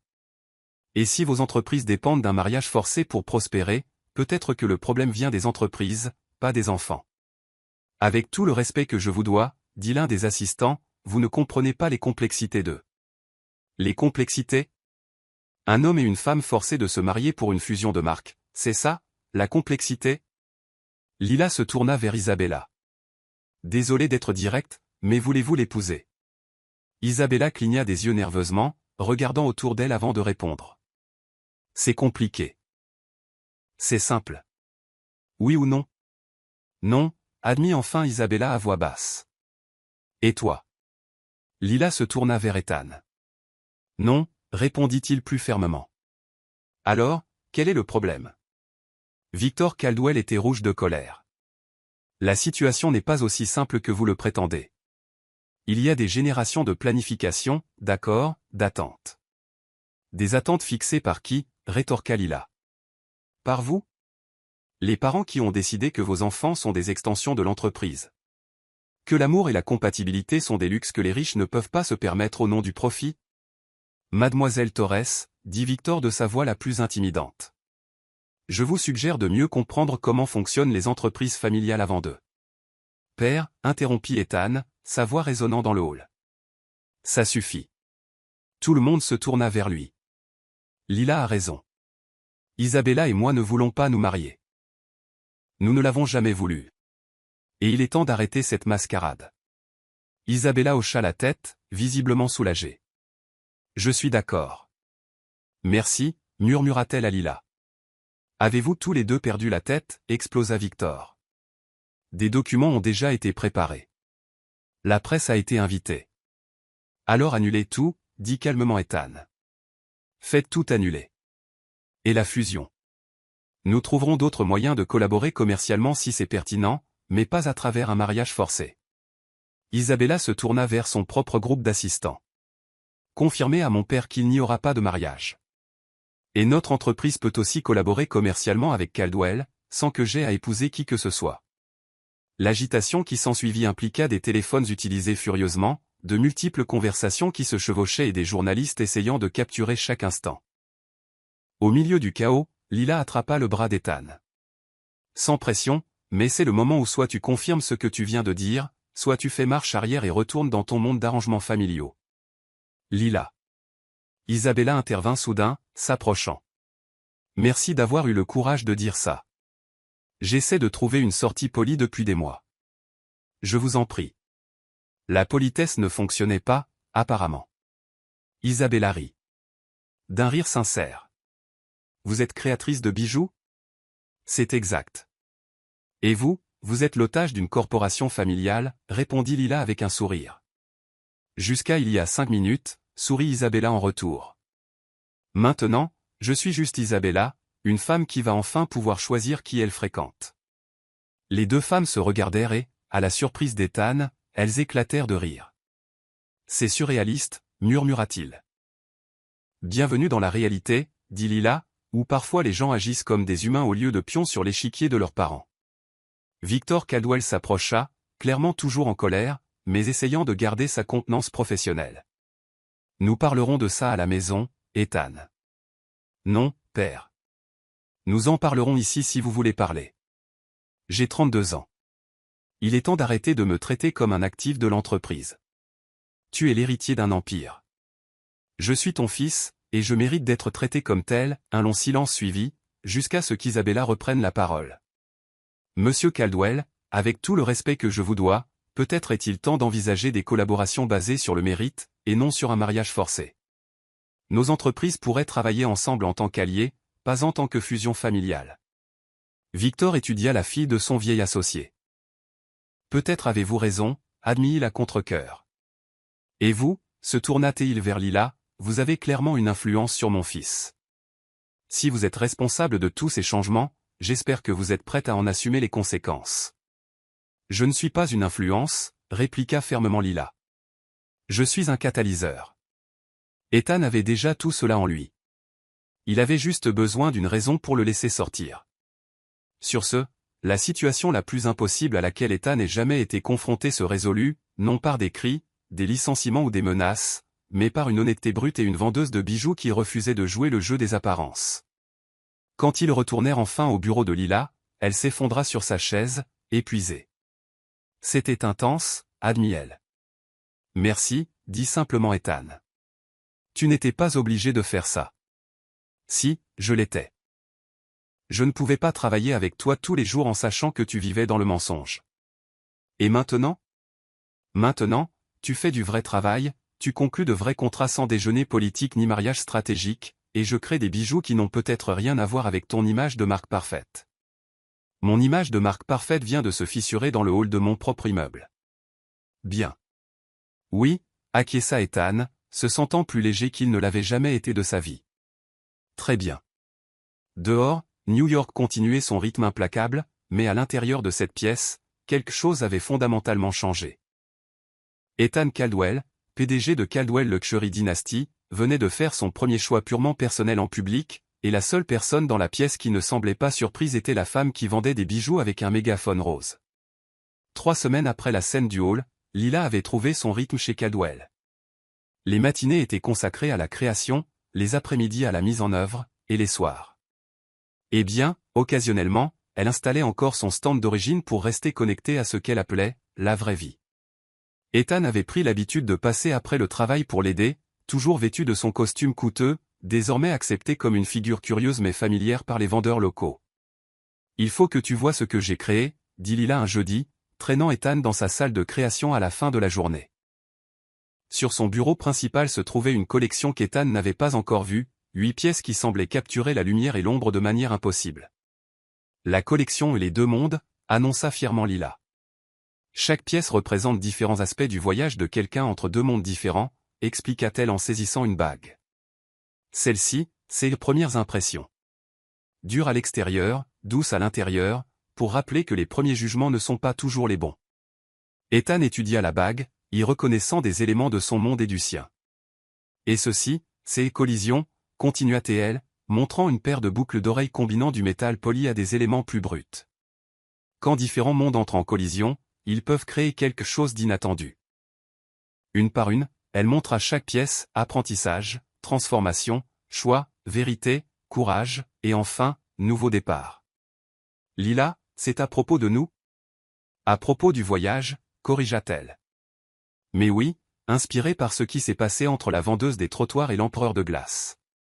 Ethan prit la dernière pièce, un collier unique où deux métaux différents s'entremêlaient pour former un nouveau motif. Tu es une artiste extraordinaire. Et tu es un modèle inspirant pour la série Avant et Après, rit-elle. Je peux te poser une question? Toujours. Si cette collection est un succès, qu'est-ce qui change? Lila s'assit à son bureau de travail. Honnêtement, je ne sais pas. Je n'ai jamais eu une telle plateforme pour mon article. Caldwell a une distribution internationale, un marketing premium, un accès au marché du luxe. Tu vas devenir célèbre. Peut-être. Ou peut-être que ce sera un échec total. Et je retournerai à mon mégaphone rose. Ce ne sera pas un échec. Tu crois beaucoup en moi. Je crois en ce que je vois. Et ce que je vois, c'est que tu as quelque chose que notre industrie a perdu. L'authenticité. Lila étudia son visage, quelque chose changeant dans son expression. Ethan, il y a quelque chose que je dois te dire. Quoi? Quand tu t'es pointé ce matin-là, il y a 3 semaines, tout raide et maladroit, essayant d'être normal, je savais déjà qui tu étais. Ton visage était sur tous les magazines économiques. Ethan cligna des yeux. Tu savais depuis le début? Depuis le début. Et je t'ai laissé continuer ta parade parce que j'étais curieuse de savoir qui serait Ethan sans les masques de l'entreprise. Et alors? Que as-tu découvert? Que Ethan est bien plus intéressant qu'Ethan Caldwell. Un silence confortable s'installa entre eux tandis qu'Ethan assimilait cette révélation. Pourquoi ne me l'as-tu pas dit plus tôt? Parce que tu devais y arriver par toi-même. Je ne pouvais pas t'enlever tes masques. Je pouvais seulement te donner un miroir pour voir toutes tes facettes. Ethan regarda les pièces de joaillerie éparpillées, chacune racontant une partie du voyage qu'il avait vécu ces dernières semaines. Depuis combien de temps travailles-tu sur cette collection? Depuis le jour où tu as cligné des yeux devant mes bijoux. Si longtemps? J'avais le pressentiment que tu serais important. Avant qu'Ethan ne puisse répondre, la porte s'ouvrit brusquement. Sophia entra, agitée d'une manière qu'Ethan n'avait jamais vue.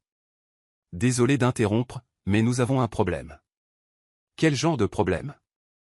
Le genre qui implique de l'espionnage industriel, des designs volés et notre principal concurrent, répondit Sophia, les dents serrées. Quoi, dirent Lila et Ethan d'une même voix. Notre rival, Crimson Luxury, vient d'annoncer le lancement d'une nouvelle collection, la collection Les Deux Mondes. Des designs identiques aux tiens, Lila. Et ils disent que c'est toi qui as volé leur création. Le visage de Lila devint livide. Comment est-ce possible? Personne n'a vu ces pièces, sauf.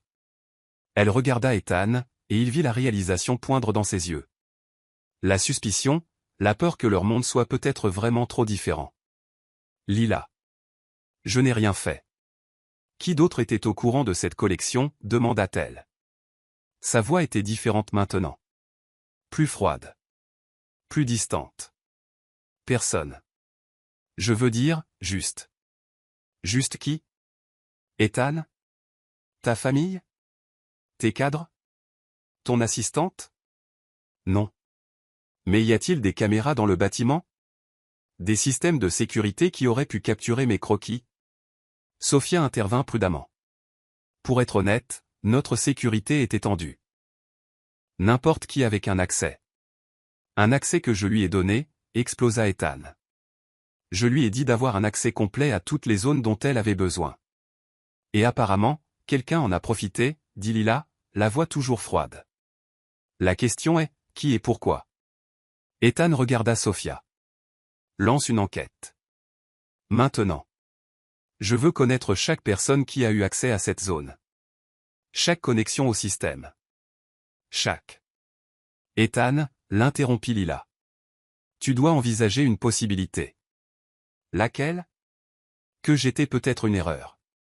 Que faire entrer une outsider dans ton monde protégé était une idée naïve. Non. C'est exactement ce qu'ils veulent que tu penses. Quiconque a volé tes créations. Crimson Luxury est notre rival depuis des années. Il ferait n'importe quoi pour nous saboter. Lila attrapa son sac. J'ai besoin de réfléchir. Lila, s'il te plaît. Ne laisse pas cela détruire ce que nous avons. Quoi, Ethan? Parce qu'en ce moment, j'ai l'impression d'être juste une consultante dont la propriété créative a été volée au sein de ton entreprise. Comment ton monde décide-t-il de punir ou de promouvoir? Ce n'est pas comme ça. Ah non? Alors explique-moi comment ça marche quand les outsiders se heurtent aux traditions des initiés. Ethan sentit tout ce qu'il avait construit avec Lila lui glisser entre les doigts. Prouve qui a fait ça. Je te le jure, nous trouverons la vérité. Et si la vérité est que ton monde d'entreprise ne m'acceptera jamais? Que je serai toujours la vendeuse de rue qui n'a pas sa place.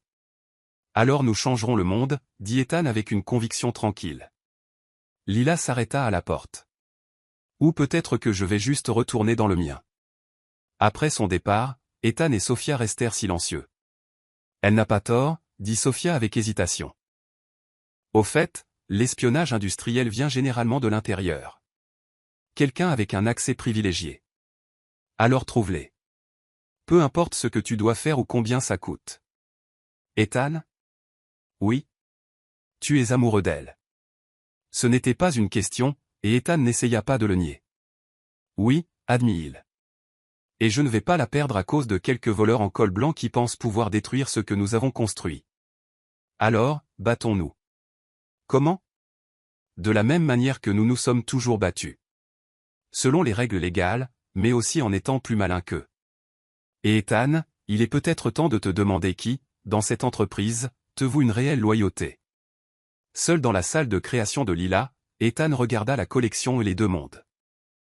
Chaque pièce représentait un voyage que Lila et lui avaient fait ensemble, et il n'allait laisser personne rivaux, pression familiale ou les propres insécurités de Lila détruire cela. Prenant son téléphone, il appela quelqu'un à qui il n'avait pas parlé depuis des années. Isabella Harrington. Isabella. C'est Ethan. J'ai besoin de ton aide pour quelque chose d'officieux, et cela implique de découvrir ce que Crimson Luxury c'est vraiment des systèmes de sécurité. Parfois, pensa-t-il, il faut utiliser toutes les relations que l'on a, même celles issues des traditions que l'on vient de rejeter. La guerre pour protéger Lila et l'avenir qu'il pourrait avoir ne faisait que commencer. La guerre d'entreprise qu'Ethan avait déclarée ne dura que 3 jours avant d'exploser dans la presse d'une manière que personne n'avait prévue. Regarde ça, dit Sophia en jetant des magazines sur le bureau d'Ethan lundi matin. Les gros titres allaient de « L'idylle du PDG Cadwell avec une employée » à « Scandale du design, romance ou vol ». Le pire était une photo granuleuse mais reconnaissable d'Ethan et Lila riant ensemble à son stand de rue, avec la légende « Un milliardaire joue au roturier pendant que des secrets d'entreprise sont divulgués ». Comment ont-ils eu cette photo, exigea Ethan. Les révélations ne font qu'empirer, continua Sophia. Crimson a fuité des emails prétendument de toi à la presse, suggérant que tu as donné à Lila un accès privilégié pour des raisons personnelles. Ethan sentit sa colère monter. Des emails que je n'ai jamais envoyés. Évidemment falsifiés, mais convaincants. Et ce n'est pas tout. Qu'y a-t-il de plus? Lila a été photographiée quittant l'immeuble hier avec un carton.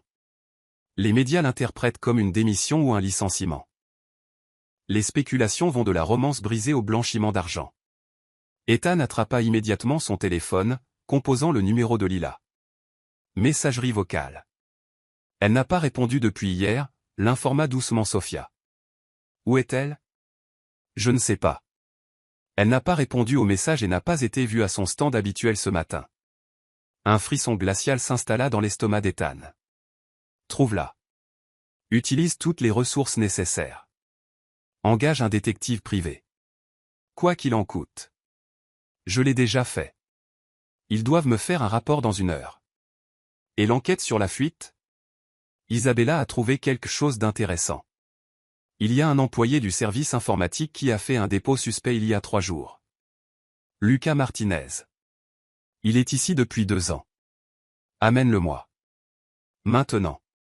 En attendant, Ethan essayait de comprendre comment tout s'était effondré si rapidement. En moins d'1 semaine, Lila était passée de partenaire créative à quoi? Une fugitive. Une suspecte. Lucas Martinez entra dans la pièce 20 minutes plus tard, suant à grosses gouttes. Monsieur Caldwell. Je peux expliquer. Alors expliquez. Et soyez très prudent avec votre prochaine phrase. J'ai reçu une offre. 50 000 pour copier des fichiers et m'assurer que certaines personnes aient accès au système. Quelle personne? Crimson Luxury. Mais ce n'était pas pour voler des designs. Ils ont dit qu'ils voulaient juste des informations sur le marché. Et vous les avez crues? La voix d'Ethan était dangereusement basse. Ils m'ont payé plus en 1 semaine que ce que je gagne ici en 1 an, monsieur. J'ai une famille. Comme toutes les personnes dont vous avez mis l'emploi en danger, y compris Lila. À ce sujet, hésita Lucas. Il y avait plus dans l'accord. Continuez. Ils m'ont demandé d'installer un logiciel de surveillance spécifique dans sa salle. Pas seulement les fichiers, mais... Il déglutit difficilement. Des caméras temporaires pour photographier le travail en cours. Le silence qui suivit fut suffocant. Vous êtes en train de me dire, Ethan articula chaque mot distinctement, que vous avez facilité l'espionnage visuel direct de ces créations? Oui, monsieur. Et ensuite vous avez vendu ces informations à la presse pour créer un scandale? Non. Ça, c'était. Je pense que c'était Crimson. Je ne faisais que leur transmettre des informations.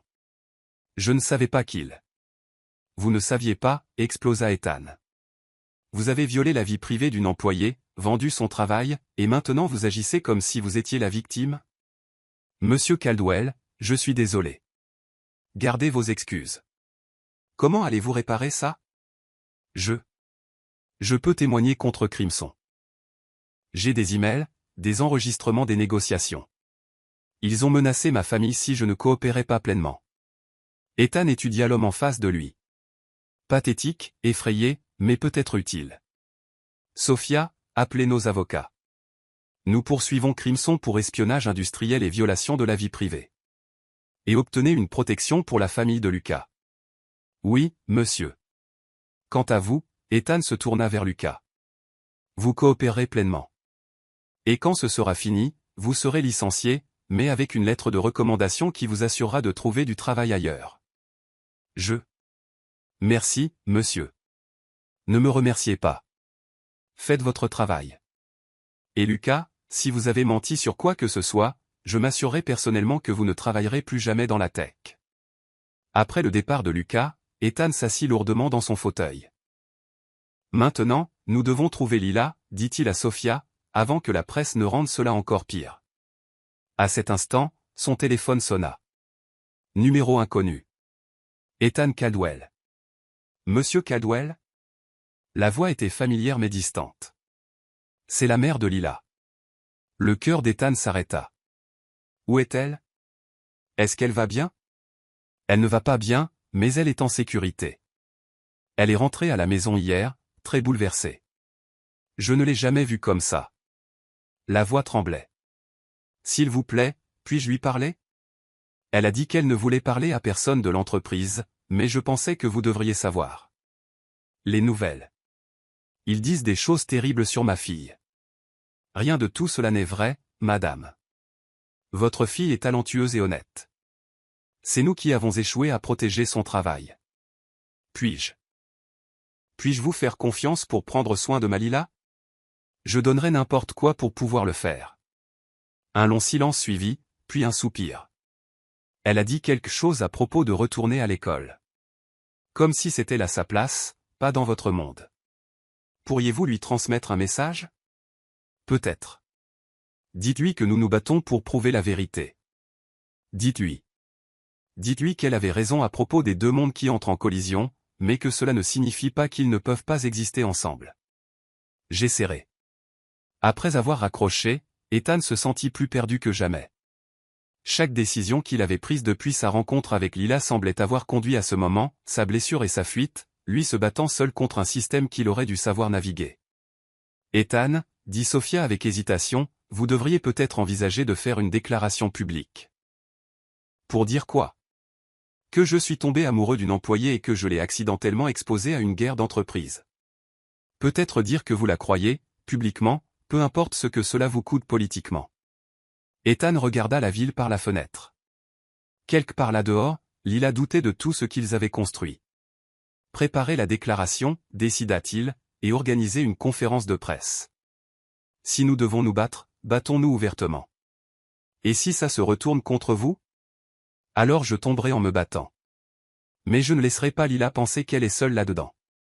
Mais alors que Sophia partait organiser la conférence, Ethan ne pouvait se défaire du sentiment que quelque chose manquait. Le timing de la fuite, la précision de l'attaque médiatique, la façon dont tout s'alignait. Reprenant le téléphone, il appela Isabella. « J'ai besoin d'une dernière faveur. Quelque chose que tu ne vas pas aimer. » « Quoi encore, Ethan ? » ?»« Je veux que tu enquêtes sur ma propre entreprise. Pas de l'extérieur. De l'intérieur. Quelqu'un savait exactement quand et où frapper, et Lucas n'est pas assez malin pour orchestrer tout ça tout seul. Tu soupçonnes quelqu'un de ton cercle proche? Oui. Parce qu'en ce moment, la seule personne en qui j'ai totalement confiance est celle qui ne veut pas me parler. D'accord. Mais Ethan? Oui. Si c'est plus que du business pour toi, tu dois te préparer à la possibilité de tout perdre. Pas seulement l'entreprise. Tout. Ethan regarda la photo de Lila sur son écran, souriant encore de ce premier jour où elle l'avait traité de roi de l'arrogance. J'ai déjà perdu ce qui compte le plus. Maintenant, je veux juste justice pour elle. Alors allons la chercher. Mais alors qu'elle raccrochait, la question persistait dans son esprit. Si Lila avait eu raison depuis le début, si leur monde était vraiment trop différent, alors se battre pour être ensemble valait-il la peine de détruire leurs deux mondes dans le processus? C'était une question à laquelle Ethan n'était pas sûr d'être prêt à répondre. La conférence de presse était prévue pour le lendemain, mais les événements s'accélérèrent plus vite que prévu. Au milieu de la nuit, Ethan reçut un appel qui changea tout. « Monsieur Caldwell ?» La voix était jeune, nerveuse. « Je m'appelle Ryan Lee. Je travaillais au département de design junior. Jusqu'à aujourd'hui. Parlez vite. Il est 3 heures du matin. On m'avait prévenu de ne pas parler, mais je ne peux pas vivre avec ça. À propos de la fuite des designs de Lila. » Ethan fut instantanément réveillé. « Qu'est-ce que vous savez? » Ce n'est pas Lucas qui a commencé. Il a été payé après coup pour porter le chapeau. La vraie fuite vient de quelqu'un avec beaucoup plus d'accès. Qui? Rencontre demain. J'ai des preuves. Mais monsieur Caldwell, ne faites confiance qu'à Sophia. À personne d'autre. La ligne coupa. Ethan était encore en train d'assimiler cela quand son téléphone sonna de nouveau. Isabella. Fruit de la passion, dit-elle sans préambule. Leur mot de passe depuis l'enfance. Qu'est-ce qui se passe? J'ai trouvé quelque chose concernant cette enquête interne que tu as demandé. Mon contact au NIP a des connexions. Il y a une trace écrite reliant Crimson directement à quelqu'un chez Caldwell. Quelqu'un de haut placé. Qui? Pas au téléphone. Mais Ethan. Envisage que la fuite de Lila était peut-être la chose la plus intelligente qu'elle pouvait faire. Que veux-tu dire? Je veux dire qu'elle a peut-être détecté quelque chose que nous avons manqué. Parfois, les outsiders voient les dangers que les initiés ignorent. Trouve-la, mais protège-la aussi. Et toi-même. Après cette autre conversation troublante, Ethan prit une décision. À 4 heures du matin, il conduisit jusqu'au Queens, à l'adresse qu'il avait convaincu Michael, le chef de la sécurité, de trouver discrètement. L'immeuble de Lila était un modeste walk-up, immeuble sans ascenseur, à Astoria. Ethan gravit 4 étages d'escaliers usés, si différents de son monde d'ascenseurs privés et de concierges. Quand elle ouvrit la porte, ses yeux s'écarquillèrent de choc, puis se plissèrent de colère. « Comment m'as-tu trouvé? » « Lila, nous devons parler. » Quelque part en sécurité. Je suis en sécurité ici. Loin de ton monde et de tes. Mon monde a essayé de te dévorer vivante. Je sais. Mais maintenant j'ai des preuves que cela a été orchestré de l'intérieur, et tu es peut-être encore en danger. Elle étudia son visage, puis s'écarta. 5 minutes. L'appartement était petit mais débordant de créativité. Des croquis couvraient les murs. Des matériaux jonchaient les tables. Des projets à moitié terminés partout. C'était à la fois chaotique et organisé. Du pur lilas. Je démissionne. Ethan, dit-elle immédiatement. Pas parce que je crois ce qu'ils disent, mais parce que... Parce que tu as vu quelque chose que j'ai manqué, termina-t-il. Isabella le pense aussi. Isabella t'aide? C'est inattendu. Beaucoup de choses ont été inattendues ces derniers temps. Y compris réaliser que je... Ethan s'arrêta. Que tu quoi? Que je suis tombé amoureux pour la première fois de ma vie d'adulte, et qu'il a fallu une conspiration d'entreprise pour que je le réalise. L'expression de Lila s'adoucit, puis se durcit à nouveau. Timing pratique. Timing horrible. Honnêteté parfaite. Elle se dirigea vers sa fenêtre, regardant la vue sur la ville. Tu sais ce qui est drôle? J'ai passé des semaines à dire que nos mondes étaient trop différents. Puis, pendant un instant, j'ai cru que j'avais peut-être tort. Mais maintenant, je vois que j'avais raison, mais pas pour les raisons que je pensais. Que veux-tu dire? Je pensais que le problème était l'argent, la classe sociale, les origines. Mais le vrai problème, c'est le pouvoir. Qui le détient, et ce qu'ils sont prêts à faire pour le garder. Ton monde ne se contente pas de dévorer les gens comme moi. Il monte les gens les uns contre les autres. Lila, non. Laisse-moi finir. J'ai vu quelque chose la semaine dernière. Lucas recevait des instructions, pas seulement de Crimson. Il y avait quelqu'un d'autre. Quelqu'un qui savait exactement quand je travaillerais sur certains designs. Quelqu'un qui pouvait prédire mon emploi du temps. Ethan sentit son sang se glacer. Qui? Je ne sais pas. Mais il savait des choses que seul un initié pouvait savoir. Jusqu'aux détails de conversations privées que nous avons eues. Nous devons découvrir qui. J'ai une réunion avec quelqu'un qui prétend avoir des preuves. Ethan, l'interrompit Lila. As-tu déjà envisagé que tu ne devrais peut-être pas te battre contre ça? Quoi? Peut-être que limiter les pertes est la décision intelligente. Je retourne à mon stand. Tu retournes à ta tour. Et nous continuons tous les deux nos vies. C'est ce que tu veux? C'est ce qui pourrait nous garder tous les deux en sécurité. Ethan s'approcha. La sécurité n'a jamais été notre priorité avant. Avant, nos mondes n'essayaient pas activement de se détruire l'un l'autre. Alors on les laisse gagner? Peut-être qu'on choisit juste des batailles différentes. Ethan tendit la main vers son visage, s'arrêtant juste avant de la toucher. Il y a une semaine, tu as tenu tête à ma famille, tu as dénoncé le plan de mariage arrangé de mon père. Tu m'as dit de choisir ce que je voulais, pas ce qu'on attendait de moi. Où est cette Lila maintenant? Cette Lila n'avait pas vu son travail créatif volé, sa réputation détruite et sa famille menacée. Ta famille? Lila? Qu'est-ce que tu ne m'as pas dit? Elle détourna le regard. Rien de grave. Juste des journalistes qui frappent à la porte de ma mère, posant des questions sur son lieu de travail, si elle était au courant de la soi-disant romance. Ça s'arrête maintenant. J'ai des agents de sécurité. Tu peux me faire confiance pour mettre une protection sur ta mère et toute autre personne de ta famille. Et c'est exactement ça le problème, explosa Lila. Tu résous tout avec l'argent et le pouvoir. Mais certaines choses ne peuvent pas être achetées ou réparées. Certaines choses doivent être endurées, ou fuies. Je n'essaie pas d'acheter ma sortie. J'essaie de me battre pour ce qui est juste. Pour toi. Pour nous. Peut-être qu'il n'y a pas de nous, Ethan. Peut-être que c'était ça, l'erreur. Penser qu'on pouvait forcer deux mondes à s'unir alors qu'ils n'étaient jamais faits pour ça. Le silence tomba lourdement entre eux.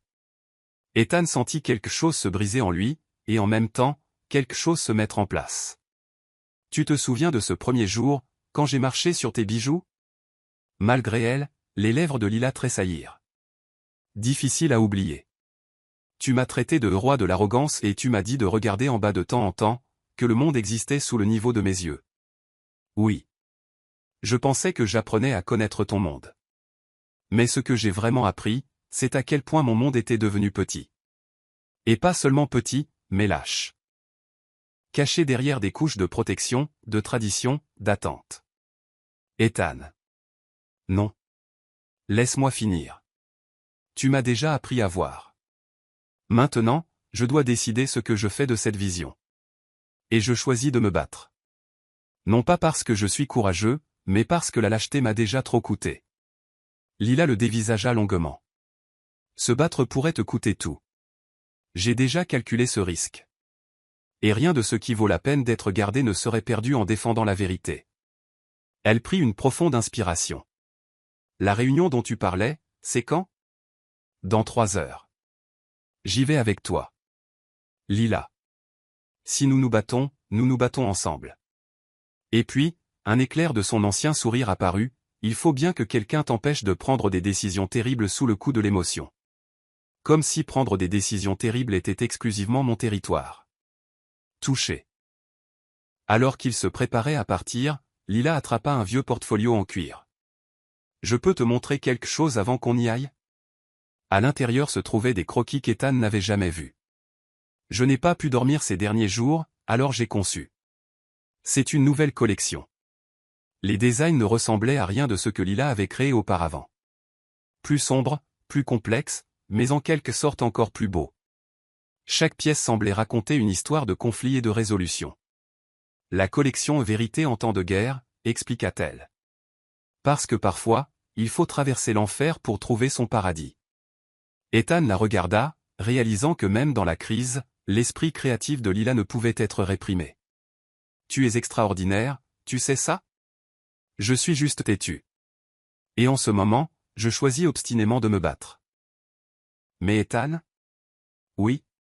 Après que ce soit fini, après qu'on ait déterminé qui a trahi qui et pourquoi, nous devrons avoir une vraie conversation sur la suite. Parce que la crise n'est pas une fondation pour une relation. D'accord. Pour l'instant? Pour l'instant, allons découvrir qui manipule nos deux mondes. Et ensuite, on leur fera payer. Alors qu'il quittait son appartement, l'aube se levait sur New York. Ethan ne put s'empêcher de penser que c'était symbolique. Un nouveau jour commençait, apportant soit la résolution, soit la destruction. Possiblement les deux. Main dans la main, non pas en tant que PDG et consultante, non pas en tant que symbole de deux mondes différents, mais en tant que deux personnes qui choisissaient d'affronter ensemble ce qui allait suivre. La guerre pour leur vérité était sur le point de commencer. La rencontre fut fixée dans un café ouvert 24h24 à Brooklyn. Ryan Lee avait choisi une table au fond, regardant constamment par-dessus son épaule. Ethan et Lila arrivèrent en avance, prenant position à des coins opposés pour observer les mouvements suspects. Monsieur Caldwell? Ryan s'approcha avec hésitation à 6h47. Un porte-document sous le bras. Appelez-moi Ethan. Et vous connaissez Lila? Madame Torres. Je suis désolé pour tout. Gardez ça pour plus tard, l'interrompit doucement Lila. Qu'avez-vous pour nous? Ryan ouvrit le porte-document avec des mains tremblantes. J'ai commencé à enquêter après avoir entendu des rumeurs. Le pauvre Lucas n'était pas le cerveau. On le faisait chanter. Sa sœur a besoin d'une opération coûteuse. Il étala des photos, des emails imprimés et des relevés de transactions. La véritable opération était dirigée par son chef des opérations, James Wong. James? Ethan fronça les sourcils. Mais il attend. C'est mon oncle, admit misérablement Ryan. J'ai découvert qu'il vendait des informations à Crimson depuis des mois. Pas seulement des designs, mais des plans stratégiques, des cibles d'acquisition, même des infos personnelles sur les cadres. Ethan étudia les documents. Tout y était. Email, virements bancaires, même des conversations enregistrées. À ce moment, Sophia apparut à la porte. Ethan l'avait invitée, mais seulement par sécurité. Cependant, alors qu'elle s'approchait, son expression était étrange. Sophia? Ethan se leva. Désolé, Ethan. J'ai essayé d'arrêter ça. Derrière elle, James Wong entra avec 2 gardes du corps. Mais ce n'était pas la sécurité de Caldwell, et il n'était pas là pour protéger Ethan. Bon travail, Ryan, dit calmement James, de les avoir guidés exactement où je voulais. Ce qui suivit fut un mélange de tension et de révélation. James tenta une dernière manœuvre, mais Sophia et Lila avaient tendu un piège. Tout était retransmis en direct au conseil d'administration de Caldwell, à la police et à des journalistes stratégiques. Vous avez commis une erreur critique, dit calmement Lila lorsque la police emmena James. Ethan se retrouva à l'extérieur du café avec Lila, Sophia, Isabella et Ryan. Et maintenant, demanda Lila. Maintenant, dit Ethan en prenant une profonde inspiration, je dois nettoyer mon entreprise, virer quelques personnes, en promouvoir d'autres, et peut-être restructurer certaines choses. Quel genre de restructuration? Le genre où les designers éthiques aux parcours atypiques obtiennent des postes respectés. Où l'ambition de faire du bon travail est plus valorisée que le réseautage politique. Où les gens peuvent être eux-mêmes. Gros défi, Ethan Caldwell. J'ai appris ce qu'étaient les grands défis grâce à quelqu'un d'inspirant. 3 mois plus tard, la boutique de Lila ouvrit à Soho. Mi-galerie, mi-atelier, mi-centre d'enseignement pour les jeunes défavorisés intéressés par les arts. Caldwell Luxury Dynasty en était un partenaire investisseur. Mais la vision était entièrement celle de Lila. Ethan partageait son temps entre le bureau et l'atelier, découvrant que les compétences qui faisaient de lui un bon PDG se traduisaient étonnamment bien dans l'artisanat. Un an passa. C'était un dimanche matin, et Lila installait son stand sur la 5e avenue. Elle y retournait encore occasionnellement, à ses racines. Lila, dit nerveusement Ethan, les mains cachées derrière son dos. Qu'y a-t-il? Tu agis bizarrement aujourd'hui. Je pensais juste à ce premier matin, quand j'ai marché sur tes bijoux. Difficile à oublier. Tu étais si arrogant. Et tu m'as remis à ma place. Tu m'as appris qu'il y avait une vie au-delà de mon monde de verre. Et tu as bien appris, sourit Lila. Ethan s'agenouilla au milieu du trottoir, sous le regard curieux des passants. Lila Torres, sa voix tremblait légèrement. Tu as changé ma vie d'une manière que je ne soupçonnais même pas. Tu m'as appris à voir la beauté dans les endroits inattendus, à créer de mes mains, à me battre pour ce qui est juste même quand c'est difficile. Il sortit une petite boîte de sa poche. J'ai fait ça pour toi. Ça m'a pris des mois pour y arriver. À l'intérieur se trouvait une bague unique, un mélange de 2 métaux différents avec une pierre qui changeait de couleur selon la lumière. Comme nous, murmura Lila, les larmes aux yeux. 2 mondes créant quelque chose de nouveau. Veux-tu m'épouser? Non pas parce que c'est stratégiquement avantageux ou parce que nos familles l'attendent, mais parce que je ne peux pas imaginer ma vie sans t'écrit dans un mégaphone rose, tes regards sarcastiques et ton rire qui illumine n'importe quelle journée. Oui, cria presque Lila. 1000 fois oui. Les passants applaudirent spontanément tandis qu'Ethan lui glissait la bague au doigt. 6 mois plus tard, le mariage eut lieu d'une manière que seuls Lila et Ethan auraient pu imaginer. La cérémonie se déroula à Central Park, avec des invités assis sur de simples bancs. Lila portait une robe qu'elle avait cousue elle-même, avec des détails de joaillerie qu'elle avait spécialement créés. Sophia était la demoiselle d'honneur, Isabella l'une des témoins. Et même Lucas, qui s'était complètement racheté, était là. Le moment le plus magique fut quand Ethan sortit un mégaphone rose pendant leurs vœux. « Attention, attention !» cria-t-il, imitant parfaitement Lila. « Nous offrons une promotion spéciale aujourd'hui. Si vous trouvez votre véritable amour, c'est en solde. » Lila rit si fort qu'elle faillit en lâcher son bouquet. « Pour toujours » murmura-t-elle une fois calmée. « Pour toujours » confirma Ethan. Avec des ateliers, des ventes de rue, des réunions du conseil, des rires tard le soir et des projets impossibles. Quand ils s'embrassèrent, des feux d'artifice éclatèrent dans le ciel. Une surprise de Sophia. À la réception, Lila attrapa son mégaphone une dernière fois. Merci à tous d'être venus célébrer le moment où un PDG milliardaire a appris que les meilleurs trésors n'ont pas de prix. Et où une vendeuse de bijoux a découvert que certains cadres valaient la peine d'être éduqués, ajouta Ethan. Et ainsi, sous le ciel de New York, 2 personnes qui avaient commencé avec des mondes en collision finirent par danser ensemble, créant leur propre musique, leur propre danse, leur propre « ils vécurent heureux pour toujours ».